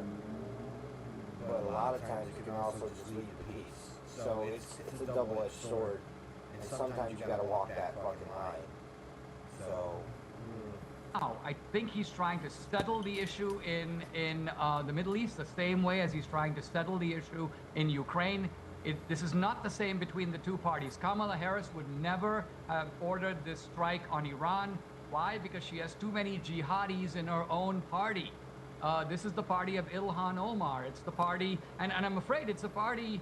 This is why I suggested that Nick might be a Democrat, because a lot of the things that he said tonight are pretty much an echo of Ilhan Omar. We can trust Iran. They don't have any evil intentions. They're a rational power. They don't have any ill will. Israel's the real problem. Well, I mean, that's Ilhan Omar. Okay, final comeback, Nick. And we got to take a few questions because everybody's got to go here soon. It's amazing live debate right now. Tuesday, July 1st interview. We're at 8:48 Central here. Appreciate both these guys being with us. Nick, final comeback to that. Yeah, I mean, the Democrat thing is just so crazy. I just don't even know how to respond to that. I mean, I guess the basis of the debate is I'm trying to talk about the present timeline. I'm talking about the details of Iran's program, cause and effect, you know, the mindset of these countries, how they calibrate, how they calculate their strategies.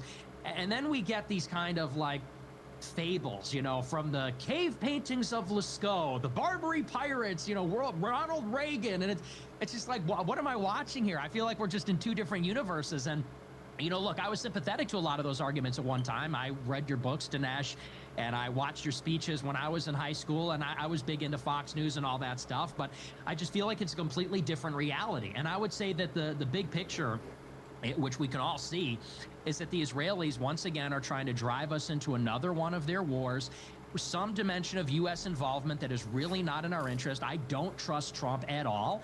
Clearly, he has no control over Netanyahu, cannot restrain Israel at all, and the tail is wagging the dog. He pulls his chair out for him. And Trump said repeatedly, we want to make a deal. We want to make a deal. And Israel said, no, we accept no deal. We don't care about the terms. If it's good, if it's bad, we're bombing Iran anyway. And the second the time ran out on Trump's deadline, they were scheduling a 6th round of talks for that Friday and then that Sunday. Israel let loose, and they bombed Iran, and they started this war, one they knew they couldn't win. They started getting pummeled, and they knew that would force the United States to intervene in a way that wasn't effective. And look, now we're in it. Now we're trapped in this problem. You're going to see it rear its head again in a few months, and there'll be more U.S. involvement. We've spent $30 billion on this conflict so far. There's nothing America first about it. I don't trust Iran. I don't like Iran. I don't like our adversaries. I just want America's interest to be put first, and I don't see how regime... Very briefly, this is, I swear to God, the last question. And we're going to have these callers and a few quick questions. If Trump is trying to stop war, and we hope that's the case, and then Israel wants to go forward, then is there any way out of a larger conflict? You're saying it's going to continue on. Then why is Trump saying today at Alligator Alcatraz that he's got a deal Monday? If either one of you heard what that is? Dinesh, how you got a lot of contacts with the Republican Party? Well, no, I mean, all that I know is what's in the public record, that Trump is trying to get Israel not simply to conclude the war in Iran, but also to declare a ceasefire in Gaza. Now, Israel said right after October 7th, we are not doing this until we get the hostages back and until we have defeated Hamas. So there is unanimity in Israel. By that I mean the Likud, the Labour Party, across the spectrum. The Israelis believe you attacked us. We have a job to do. But Trump is telling them, no, I'm going to stop you along the way. So right away, I think here you see who's calling the shots. It's not Netanyahu, it's Trump. In fact, the very idea that a small country like Israel which is, like I say, what, 10 or 12 million people. We are 350 million. We're bigger, we're stronger, we're richer. Matters. If somehow the Jews control us, I don't see. This is where I disagree with Dinesh. I think he's a highly intelligent guy, and I just have a slight disagreement with him. I don't think it matters how many people you have or how big your country is. How much influence do you have monetarily? How much do Israel's Congress or Israel's people sign a compact to America? Is there the equivalent of AIPAC in America or over in Israel? No. No, it's not. But our politicians sign an agreement basically giving them dual citizenship or whatever it is with AIPAC. And so the equivalent is not there. You know, if they're not signing an agreement to America like that, then I would say the influence is bigger, and it doesn't matter the size of your state. It just matters your influence, right? then truly they are the master race. All right, Nick, you got to respond to that, and then I hate to say last question, but you know, pulling back from all of this, I literally wanted to just have a pro-Israel question, a pro-U.S. question, pro-Iran, whatever. I literally cannot find on the X account at Real Alex Jones a even pro-war view, because I want to show both sides. And it's the same thing. All the callers that I could see are anti-Israel. So that's a larger question. The polls show it. The whole world's turning against Israel. The Democrats are turning against Israel, who I can't stand, by the way. And they love Islam, which is even crazier. I got to be mad at Israel, but also not support radical Islam takeover or Orthodox Islam takeover.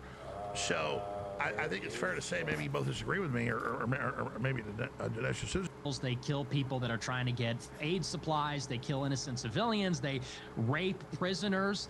And then when the soldiers that raped the prisoners, this happened last year, get arrested, all the government ministers defend the soldiers, and a riot forms outside the prison to defend them. I think that's why people hate Israel right now. And I would say, as far as Christians are concerned, why? Why do we like Israel? You have government ministers in Israel that say spitting on Christians is an ancient Jewish tradition, and it's fine. You have Zionist rabbis like the Kooks who say that Christians should be killed. They say atheism is preferable to Christianity because Christianity's idolatry. Maimonides, who your buddy Josh Hammer, who, by the way, called all Europeans inherently anti-Semitic in our DNA, he said that Maimonides is the Rambam, he's our Thomas Aquinas. Maimonides said to pray for the death of Christians every single day. I don't know why Christians love Israel. I don't know why people think that they're our friend. I regard Jews and Muslims as basically the same, insofar as neither of them are friends of Christians, neither of them are friends of the West. I think they both have their own motives. They both have terrorist groups. They both oppose Christianity and see us as idolaters. That's the Muslim beef with Christians. That's the Jewish beef with Christians, our worship of the person of Jesus Christ. And so I think that, Israel's become very unpopular. Contrary to what, you and your family say, Dinesh, you say, well, anti-Semitism is because we hate God's promise to Israel. No, we don't like the fruits from the poisonous tree. We don't like what Israel has wrought in the Middle East and the world in the past couple of years, in the past 70 years. And it's just, it's not even a question they influence us. The AIPAC money, the Adelsons, Chabad Lubavitch, all over the White House, brought in by the son-in-law, Jared Kushner. In the first term, Jared Kushner was put in charge of negotiations over the border, over the Abraham Accords, over so many things. He's a donor to the Lubavitchers, and they ran that White House. They were all over the place. Okay, this could go all night. Real fast, Dinesh. I swear to God, we're going to stop and go to calls, but just real 2-minute response. Just on this issue of influence. Here's the thing. I think that, it's Miriam Adelson gave $100 million to Trump for the 24 campaign, a great deal of money. However, Trump is worth somewhere between $4 and $8 billion. So what that means is that for Trump, this kind of money is trivial. It's kind of like saying I'm a multi-millionaire and someone's giving me $100, and then along comes Nick Fuentes, or that guy owns you. We gave you $100, Dinesh. And people actually say this. My son-in-law is a congressman in Dallas. People say, well, AIPAC gave him $10,000. Well, Brandon Gill spent well over $1 million in his campaign. You think he's going to sort of change his position on Israel because someone gave him 10 grand? This is madness. So similarly, I think there's a lack of perspective here about APAC. You think APAC is more influential than the pharmaceutical companies? You think APAC is more influential than the French company Airbus, which is powerful lobbyist influences and getting contracts all over the world, by the way, not just in America. So there are lots of interests. And a lot of our own tech companies are far more loyal to globalist interests than they are to the United States. They may be headquartered in Silicon Valley, but they don't care about America. They care less about America probably than Israel does. So the point is, we can't be naive about all this, and we've got to realize that Trump is big enough. He's enough of a mammoth figure that for these relatively trivial sums by a billionaire standards, he can't be bought. Okay. You both have been very gracious. Let's do a few calls and a few comments off X. But I'm telling you, it's all anti-Israel. Should we allow AIPAC to continue to intervene in American politics? Here, overhead shot. And then we have, a few weeks ago with Tucker Carlson, we have Senator Cruz saying, oh, no, they don't have any authority. That's what makes people freak out. Just admit it's a powerful lobby. Don't sit there and say, no, they don't really lobby. Dinesh, you want to respond to that? Wait, can I take that? Sure, go ahead, go ahead, Oh, Nick. yeah, sure. Go ahead. So yeah, I think that of course AIPAC should be registered under FARA, and no, they should not be able to influence our politics. The way that AIPAC came about is they sprung from the American Zionist Committee, which was a foreign entity. It was foreign money pouring into the United States. JFK said you got to register under FARA because it's foreign money lobbying for a foreign country. And all they did was basically a trick to reorganize how that money is spent. They changed how the money is spent and said, well, we'll take AIPAC and we'll make that a U.S.-based chapter, and then they can spend the money in the United States. So it is a foreign lobby. And this is basically whataboutism, to say, well, what about this lobby? What about that lobby? What about, they're not the only one. They are a foreign lobby. And even though they give small sums to some congressmen, they spend big sums to primary congressmen that oppose them. They did this to a number of progressive Democrats last year. They spent millions behind primary candidates against Democrats that didn't vote for foreign aid to Israel. So their influence is felt everywhere. And it's always this little obfuscation game that's played with them. If you're America first, you can't be in favor of foreign lobbying. All right, let's move to the next. Let's move to the next. Well, let's push it some more, because the one name that you gave us was Miriam Adelson. Now, Miriam Adelson is married to Sheldon Adelson, and Sheldon Adelson made about $20 billion because he's a casino mogul in Las Vegas. He owns the Venetian Hotel, for example.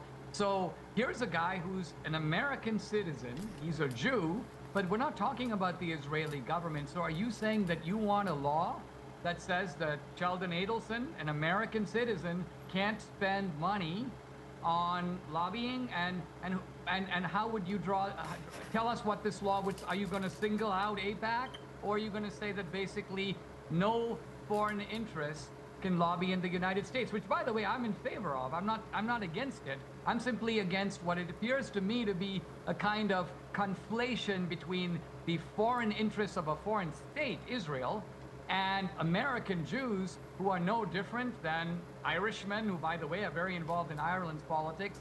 You have all kinds of societies, German societies, English societies that promote friendly relations with England. As I mentioned, there are corporate interests abroad. There's a Swiss billionaire, Hans Wyss, Jordan. I'll solve it.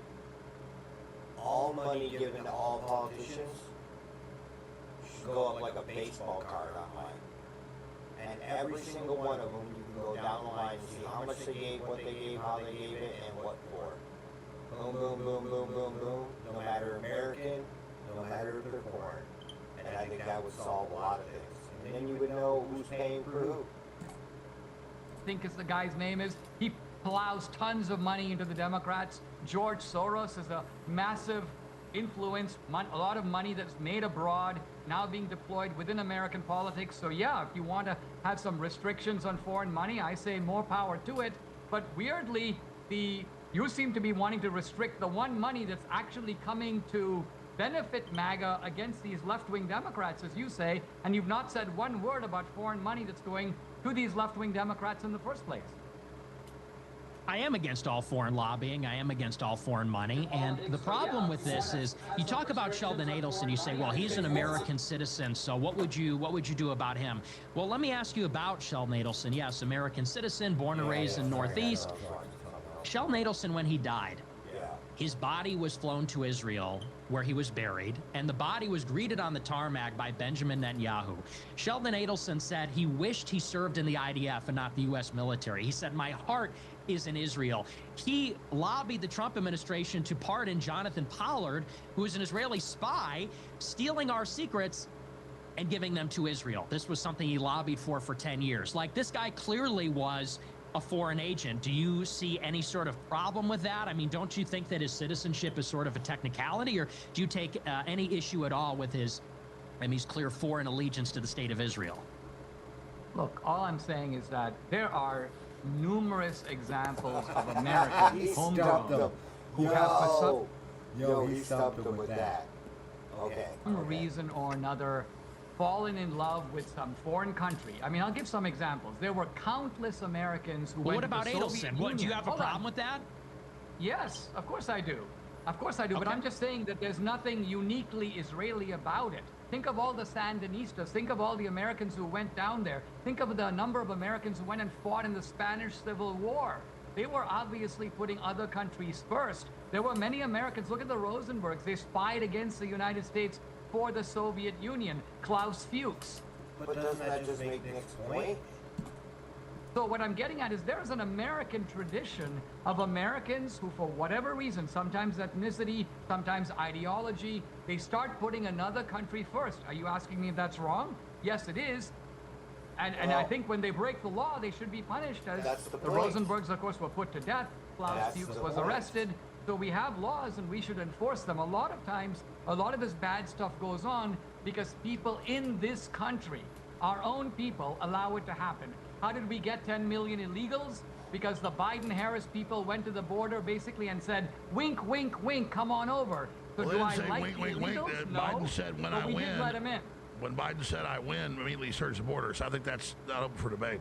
You guys are gracious. Let's hit a few phone calls and we'll end this debate. This is amazing. Thank you to Dinesh D'Souza. Thank you, Nick Fuentes.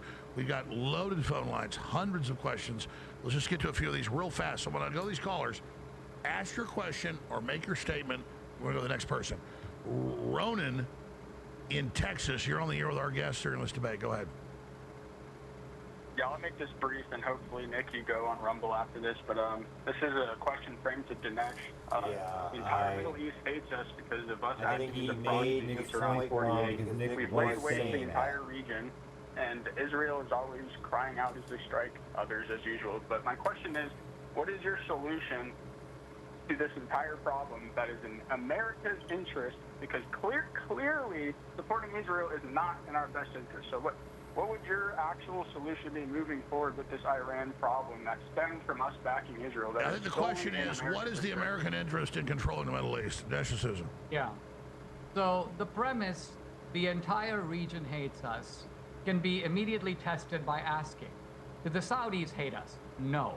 Did the Emiratis hate us? No. No. What about United Arab Emirates? No. Jordanian. What about Jordan? No. No. What about Egypt? No. Basically, the everyone hates us theory has been exploded right here. Because the majority of people I just mentioned, probably the majority in the region, don't hate us in the first place. So who hates us? Iran hates us. The jihadis in Syria hate us, granted. And the reason they hate us, I would suggest, has somewhat to do with Israel, but far more. Iran doesn't care about the Palestinians. Iran cares about the United States. They use the Palestinians as a pawn. Now, what's the solution? When Trump first said it, I couldn't even believe it, and it's taken me some weeks or even months to get my head around it. When he said, turn Gaza into a resort, it sounded kind of crazy. But what Trump was really getting at is that many of these places in the Middle East, when they were centers of tourism and trade, they were extremely prosperous. Look at even Lebanon. Lebanon, Beirut used to be a tourist destination. Why? Because people loved it. It was beautiful, great food, lots of interesting things to see. Then it became a war zone. It went kaput. Trump is basically saying, if we can take some of these places, give these people an incentive to live a different kind of life, maybe the jihadism will be melted over time, and what we will have is prosperity and trade and tourism. All right. Not much time left here. Nick, you want to respond to that or go to the next caller? In principle, I agree. In principle, and you and I, Alex, have talked about this. In principle, I believe that the alternative to war is prosperity. And I think that we should achieve that through diplomacy. But I think that when you start doing regime change in Syria, Libya, and then in Iran and these other countries, it leads to these long-term problems where it becomes basically impossible. So that's why I'm a little bit more reserved when it comes to any kind of U.S. intervention, especially regime change, because I think that, that's what Steve Witkoff on some level, to the extent that we can trust him, when he says make a deal with Iran, it's because he has business interests in Qatar and Saudi Arabia. He doesn't want missiles flying over the Persian Well, let me Gulf. ask you both that question. We'll take a few more calls in this. This is amazing. I wish we could all night, but I'm going to respect you guys. Let you go soon in like 10 minutes. What about Russia? What about China? What about North Korea saying we were thinking about giving nukes to Iran? Pakistan talking about it, Dinesh, and then Nick, you haven't talked as much in the last 10 minutes. Well, let's do that, Nick, first. Nick, what about the escalation ladder here of these major powers that see it the last domino to fall? My bigger concern is that. People go, well, you're a wimp, like Rabbi Shmuley. You're just a wimp. No, I'm not a wimp. I'm a realist. What about Russia? What about China? What about North Korea? Your response to the Dinesh decision? Well, there is another frame to look at the bombing of Iran, and let's just analyze it from a bit of a different perspective. It was a major blow to Russia, no question about it, and I'll tell you why. Russia is attempting to make this comeback. They're trying to become a global or regional, at least, power again. And they've done that by selling their weapons in Syria, building bases in Syria, giving their weapons to Iran, other countries. And Iran had this idea that Russia was their strategic partner, and they were going to get missile defense systems and fighter jets from Russia. When Israel attacked Iran, those systems were completely null and void. I mean, they were totally ineffective, and Russia would not intervene on their side. Russia basically abandoned them. This is a major blow to Russia's credibility and to any potential client state. They're all going to look at Iran and say, well, what about Iran? How did that go for the Iranians? You were supposed to be their patron, and now Israel wiped the floor with them. So although I think there's more acute ramifications in the Middle East, without a question, this is, let's just be honest. Russia's point that it's the U.S. is the dog and Israel's the tail. But I don't think that's why the United States did it. I think that was a byproduct, and I think that, again, that's what we can say in this narrow timeline right now. I think that we're trapped in regime change in Iran. I think that's going to be extremely negative in the long term. But one of the byproducts, because like we invaded Iraq. That is what forced Iran to stop weaponizing. We invaded Iraq. Syria and Libya abandoned their WMD programs. Like, sometimes it has byproducts that you can say are positive, but you have to take it all together. Okay, so I think that's a good byproduct. Well, I think it's kind of it diminishes Trump not to recognize that he's thought of this, right? I mean, if China is more reluctant to invade Taiwan, if Russia is more reluctant to take on a second conflict above and beyond Ukraine. I even saw Putin say something very interesting where he goes, not only do I have my hands full in Ukraine, but he goes, there are 2 million Russian Jews living in Israel. And he says, I got to take that into account. So this was an angle I hadn't really thought of, which is the number of Russians who emigrated to Israel, and apparently Putin has some thought for those guys. So I'm saying that I think Nick thinks, well, we did it because we're pawns of Israel and we got some good benefits out of it. I'm pretty sure that Trump had those benefits also firmly in mind when he did what he did. Let's show the world that this is not the Biden-Harris regime anymore. We're not the world's patsies. We're not going to be sending pallets of cash to you if you misbehave. We're going to clobber you the way Reagan did, the way Thomas Jefferson did, and that is America. All right, Sailor in Florida. You're on the air with the National Citizen, Nick Fuentes here in this historic debate. Go ahead. Sailor in Florida. Go ahead. Hello. So I have a question for Mr. Dinesh D'Souza. So you say that, and you didn't explain why Israel has the right to that land. You said there's many reasons a country might, but you didn't get into that. But my question for you, and you also say Judeo-Christian values. Well, Jesus says, you have heard it said, therefore I say. And Jesus said, I'm going to have this temple that you're seeing here is going to be destroyed. So, and then it was. And then they were exiled from the land. So how could you as a Christian believe that God intentionally destroyed the temple and had them scattered for 2,000 years, and suddenly now, once more, they are entitled to this land? They believe that Jesus is burning in hell. So how can you say they are entitled to that land? There is no difference, no Jew nor Greek, we are all one under Christ, and they reject Christ. fighting for them to have the Holy Land.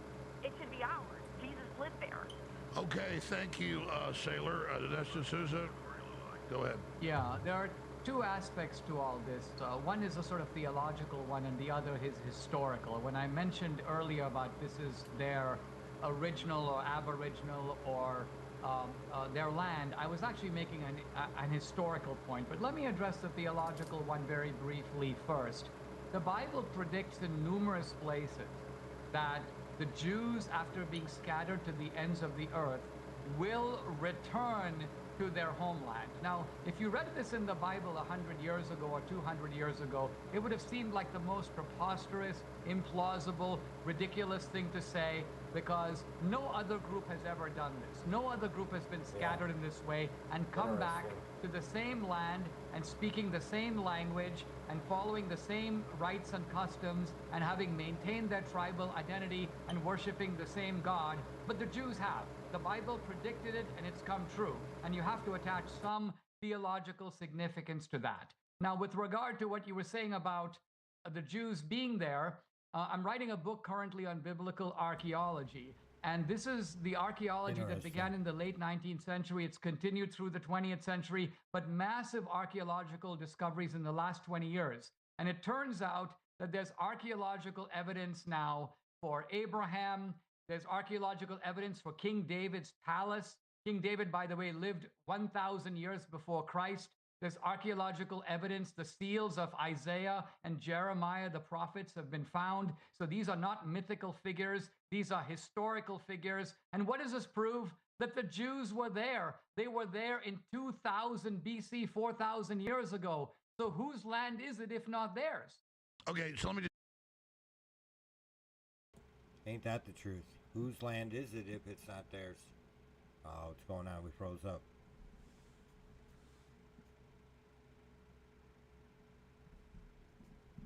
Okay. Interesting. Let's go to this. Greeks, I don't think it's debatable that that went on. Solomon, King David, all that. Nick. Oh, maybe my internet. Yeah, I don't disagree with Dinesh about the archaeological record, and I believe I'm a Catholic, so I believe that King David and King Solomon were all real and they lived there. But I don't take it as a good omen. When you say there's like a theological significance to the Jews retaining their religion ostensibly and then coming back to the Holy Land, I see it as actually a very dark omen because, of course, we talk about Iran's eschatological views about the 12th Imam and the Mahdi and all this. We don't talk about the Jews, which is, in order for them to practice their religion, they need to reestablish temple worship. In order to have temple worship, they need another temple. And this is not exactly a fringe idea in Israel. They talk about sacrificing these red heifers, these perfect red heifers. And then ultimately, one of the goals of the religious Zionists is to take out the mosque, the Al-Aqsa Mosque, and rebuild the third temple. And this is sort of terrifying because it undoes what the caller said. It undoes what Christ did, which was to destroy the temple because there's a new sacrifice, which is him, the Lamb of God. There's a new temple. There's a new church, new priests. There's a new law. And then they were sent out. Now that they've returned, it's almost like it's working in reverse. They've returned to the land.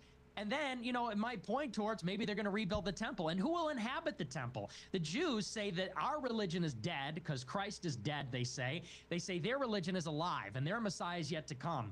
Who will inhabit the third temple and sit in the Holy of Holies on the site? It sounds like the Antichrist. So, and this is just sort of my speculation on this, but I mean, I sort of agree in a sense that you can't say it doesn't have theological significance, but I sort of tremble and fear what that represents. I don't see it as a good thing. And, okay, Dinesh, comment on that. I'm going to go to Jeremy and Daniel. We're going to shut this debate down because I want to respect both of you. I'd go for 10 hours, but you guys have busy schedules here. We're live at 9:16 Central Time. Dinesh, go ahead. Well, I don't want to go too far down this road, but the Bible is a document that not only celebrates things, but it's prophetic. And by that, I mean it anticipates events. And this doesn't mean that these events are by themselves good or bad, or the people who involved are good or bad. It just means that this is what's going to happen. And so when the Bible says the Jews will come back, this is not a moral judgment. It is a prediction, and all I'm saying is it has come true. The interesting thing to me about the Bible is even some of the figures of the Old Testament are morally not only ambiguous, but are just downright abominable. Starting with David, by the way, because this is not just about him taking up with Bathsheba, but having Bathsheba's husband deliberately sent to the front where David knew he would be killed. So David is not only an adulterer, he's a murderer. But nevertheless, he is also a chosen instrument of God. And so you have this very interesting duality in understanding the Bible, where on the one hand, you have figures who are dubious in their own right, and we would not admire them in any way. And as Nick says, they're a little scary, but they are nevertheless instruments of God. Nick? Yeah, I agree with that, actually. All right, amazing. I could go for 10 hours. 2 more callers. I swear I'll let you everybody go, but this is amazing. We got to do this again. I'll do more debates. By the way, just brief question for both of you, because I forget. Like 3 weeks ago, I heard Nick says, "Hey, will you let me? Or would you do a debate with Dennis D'Souza?" How did this debate happen? How did it start? Well, as far as I know, what it is that I saw on social media, it's probably some of Nick's super fans, and they kept saying, these people in Con Inc. are all wimps, they're scared to debate Nick, and they won't debate him and stuff.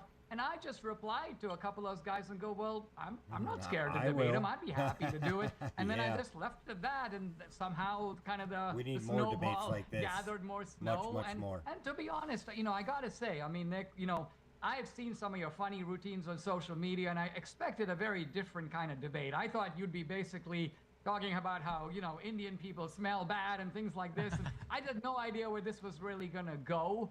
I want to commend you for keeping this very professional, focusing really on the topic that we agreed to. I also want to commend you. I mean, I don't think I've met too many 26-year-olds who could speak with the confidence and kind of background knowledge that you have. So it's been a pleasure for me to engage with you in this debate. And I'm very glad I'm here. And I think that's an illustration, before we go to Nick, of populists, common sense conservatives. We will have debates, because I'm not endorsing everything that Dinesh says, everything Nick says, but this is what freedom is about. This is what colleges used to be. Right. Nick Fuentes, go ahead. Open debate. Well, I really This is appreciate how you saying America that. And is. yeah, it started out a little contentious. We said some things on Twitter, but I appreciate you saying that. And, I've been watching you for a long time. I mean, I am a younger guy, so I grew up with your movies and your books. I read your books. I watched you on Fox News. And I know we disagree, but I do think you're a brilliant guy. I always have. I think you're good at arguing.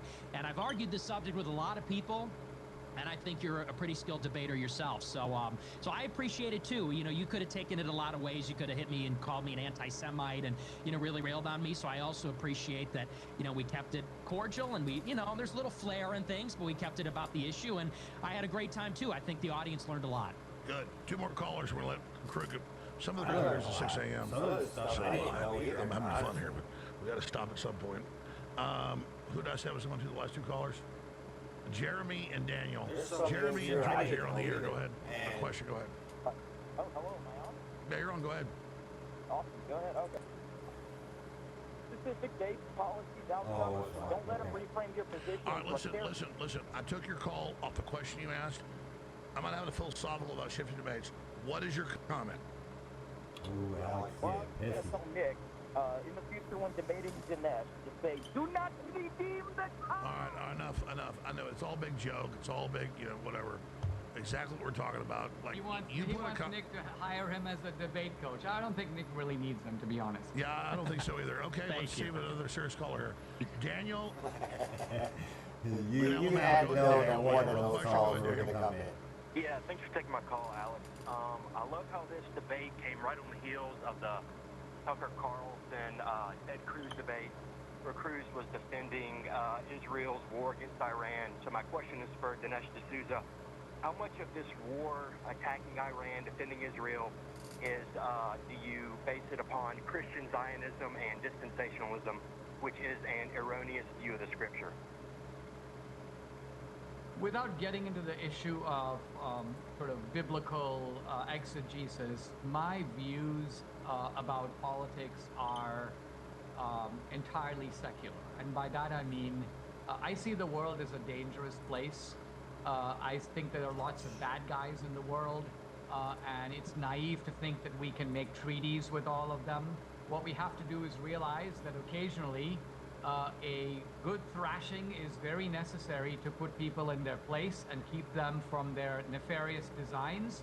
Sometimes we have to ally with smaller powers. We're doing this all over the world, by the way, to check the growing power of China. The US will make alliances with India, South Korea, Japan. This is the most normal thing in the world to prevent China from getting out of control. We did it with the Soviet Union. We allied with all kinds of countries, including a lot of European countries, by the way, to block Soviet power. And similarly in the Middle East, we've got a night watchman, and it's basically Israel. I don't think we should make a single decision regarding Israel that's not in our interest. I don't think we should give Israel 1 penny of money that's not in our interest to give them. If we give them the money, it should be because it benefits us. I want Nick to have a 1-minute comment. We're taking final caller from Douglas in New York, and then we're going to shut this debate down. It's been amazing. I want to thank you both for being here. We'll tell people how to find you. DenisDeSouza.com, Nick Fuentes on Rumble, Nick J. Fuentes, and more. Nick, comment to that last statement. Well, yeah, I mean, I'll sort of meet Dinesh halfway here. If he's willing to say, you know, we shouldn't do anything, spend 1 cent, do anything that's against our interests and for Israel. You know, I will say, for anybody that misunderstands my position, I agree Iran is an adversary. I'm under no illusions about the fact that our State Department, our Defense Department compiles this sort of information. And look, Russia, China, Iran, they are our adversaries. They are forming up a bloc or a posse, whatever you want to call it, to challenge U.S. power. Iran does not trust us. They don't like us. And they do back groups that I don't support their tactics. I don't support terrorism and hostage taking and these types of things. You don't support a theocratic dictatorship? Correct. I don't support, I'm not a Muslim, so I don't support that either. And I think, to be fair to Dinesh, I think it just comes down to, I think we both love America. We have different experiences. I think we both articulated we want America first. And I think neither of us are ideologically isolationists, actually, or necessarily even total pro-war people. I've seen Dinesh, he was against overthrowing Gaddafi and Assad. It's just a question of, in each case, you have to evaluate the facts and determine what the best course of action is. And I think that's what the debate was. So I think there's a real debate. I want to thank you both. One last caller. 2+ hours, 2 hours, 10 minutes. This is for people that never saw one on CNN or ABC News, this is a real debate. You just saw it. Last caller, there's 100 more, but we just can't do it. Let's go to Douglas in New York. You say you want to ask both people about Gaza and fighting for freedom. Go ahead with your question or comment, Douglas. Hi, my name is Douglas Bader. I'm a member of the American Communist Party. My question is mostly for Nick. You know, Nick attacks Israel. He's always attacking Israel, but he never defends the people that are actually fighting them, like Hamas and Hezbollah. Hamas is ultimately waging a political struggle for national sovereignty, just like our founding fathers did in 1776. If your friends and family were getting bombed by Israel, if you were living in a prison colony like Gaza, you'd fight back. Any real man would. My question for Nick is, why do you mock the people fighting Israel, like Sinwar? Why won't you uphold 1776 and its revolutionary spirit, Catboy? I love it. I love it how we don't worship Islam. Like, even someone against Israel in general, I would just characterize, is not good enough for the communists who pick up any revolution to piggyback on. That's a whole other question about the guy that won the mayoral Democrat primary, and just like, I mean, as much as I don't like what Israel does, I look at the left and their wedding to Islam. Sorry, I can't handle it. Nick, go ahead. And we'll get to Dinesh's final comment on this. Well, there's your proof that I'm not a communist, okay? There's your proof that I'm not a Democrat. And I would say, you know, with regard to these, and, you know, we shouldn't be glib because it's a serious topic. I think that, look, terrorism and guerrilla tactics, this is asymmetrical warfare. When you're fighting a much larger opponent, you hit soft targets. You engage in these types of campaigns that affect, they engage in terror, that are meant to intimidate and scare the public into withdrawing. And there's a logic to it. It's not to say that it isn't evil, but you understand there's a logic to it. And I would say that unlike communists, I'm a Catholic. Christians do not do suicide bombing. We just don't believe in that. We don't do hostage taking. We don't do that. And I would, by the way, condemn the Christian militias in Lebanon who carried out the genocide in that war in 1982. I just don't believe in those things. Christians endured persecution, and people say, well, any group that's oppressed, that's a man, is going to fight like Hamas. That's not true.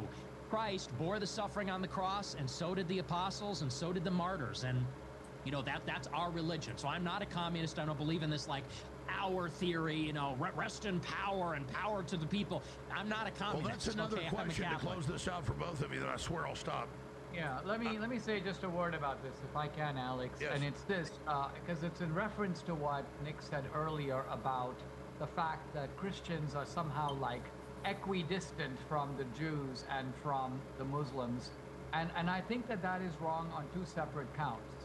The first one is that as Christians, our New Testament is not a break or a supersession or an abrogation of the Old Testament. It incorporates the entire Old Testament. We don't do the Jewish rites and customs, but we do the Ten Commandments, and that comes out of the Old Christ said, Testament. I have come to fulfill the law, not abolish it. That's right. That's right. The other point about this is that Jews are not into conversion, but Muslims are.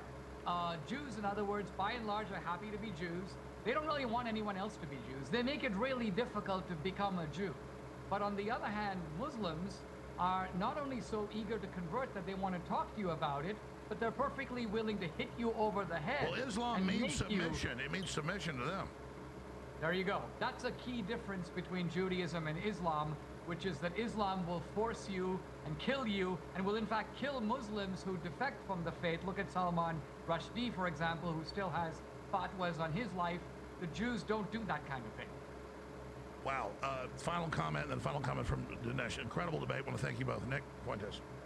Well, just on, I mean, that's a whole can of worms, so we don't have to really get into that. But I would just say that it is true that Jews don't try to convert people, but I am a supersessionist. I'm Catholic, so I do believe that the New Testament does supersede the Old Testament.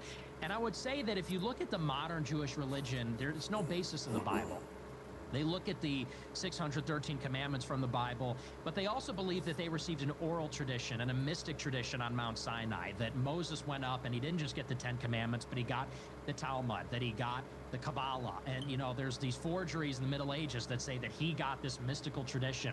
And I think that a lot of the stuff completely deviates from, to the extent that modern Judaism has any roots in the Old Testament, it completely deviates from that. I think that the Jewish Messiah came, his name was Jesus, and the Pharisees that rejected him, that put him up on the cross, well, they are the ancestors of the modern Jews, and they only developed and further made complex their errors and their ignorance, and their hardening their heart away from the true God. So that's just sort of that's a huge topic. Maybe for another debate, maybe another time. But yeah, I mean, if we're wrapping it up, I just say it was a phenomenal debate. I think everybody had a great time. A lot of great points, a lot of good information. Watchable, very civil and calm. You know, it wasn't a screaming match, so I thought it was great. Well, just in closing, I wouldn't call myself a supersessionist, but clearly Christ came to fulfill the Old Testament. It does fulfill it. It's not even like an overriding. It's a continuation from what he said.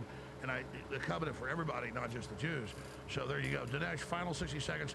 Dinesh D'Souza, DineshD'Souza.com, amazing. And Nick Fuentes, Nick J. Fuentes, amazing debate tonight, a real debate. Dinesh D'Souza, final comment. Alex, I'll just close out on this. This is really a topic for another day, but I think that there's an important distinction between the new covenant and the old. There is a new covenant that God made with the Christians, and that does supersede the old covenant. But the New Testament doesn't supersede the Old, because quite frankly, if it really did, we wouldn't have an Old Testament in the Bible.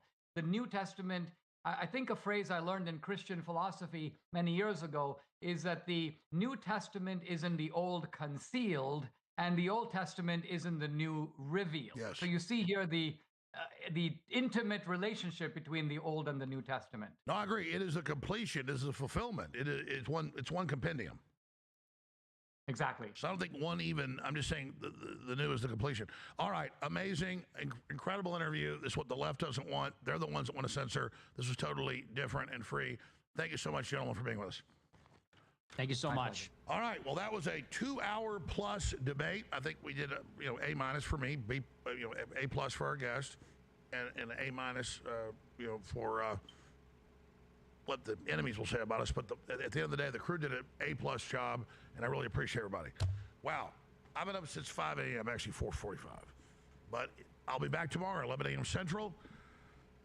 Harrison Smith, 8 a.m. Central American Journal. Owen Schroyer, 3 p.m. tomorrow. I want to thank the crew. Some of them, like Matt, have been here since 6 a.m. And I know this, I am cross-eyed at this point. It was very hard to shut this down. What a great debate. What a great discussion. I should have made the rules up front, but it was their debate they wanted to have. They just offered me to do it. So I would just make it about what's going to happen out of this. I mean, I hope this fight was just hot air. I hope no radicals take action on it from Iran. I hope we get a deal Monday. I just want to get the jobs back, secure the border, stop the pedophile promotion, the devil worship, and just, have peace and stop war with Russia. And at the end of the day, that's really where I stand. So that was a great discussion and debate. And I thought they would mainly go at each other more. I had to interrupt a few times just to interject, changes. But compared to mainstream debates, that was a very free, open debate. Please remember, the establishment does not like this show being on the air. The Democrats are still in the Justice Department.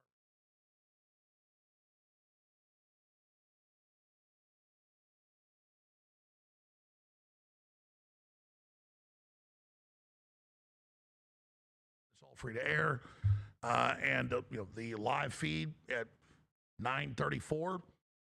We're going to go to a few promos here and restart the whole debate in the last 2 hours and 30 plus minutes in case you missed any of it right now at Real Alex Jones on X. So I think I've done my job today. I've left it all on the field. Now it's up to you, the viewers and listeners, to take whatever you think was most important from this and share it. But overall, this was a real debate, and I'm very blessed to be here. So thank you so much. The refeed of this all begins now. The ball's in your court. The globalists are coming!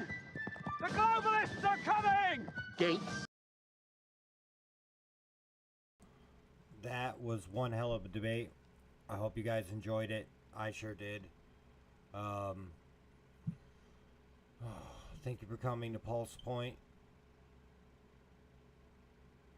What a capture. That was great. More debates like this, hopefully. We'll be capturing them. My takeaway from that is I'm not sure who won that because they both had really good points. Honestly, guys, I gotta go to bed. I gotta work in the morning.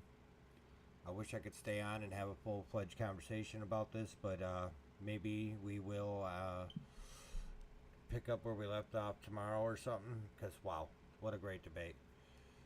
You can catch the real one at alexjones.com or on Alex Jones' Twitter. Man, thank you guys. Have a wonderful night, and I hope you enjoyed, because I sure did. All right, guys, welcome to Pulse Point. Hit that like, hit that subscribe. Plenty more to come.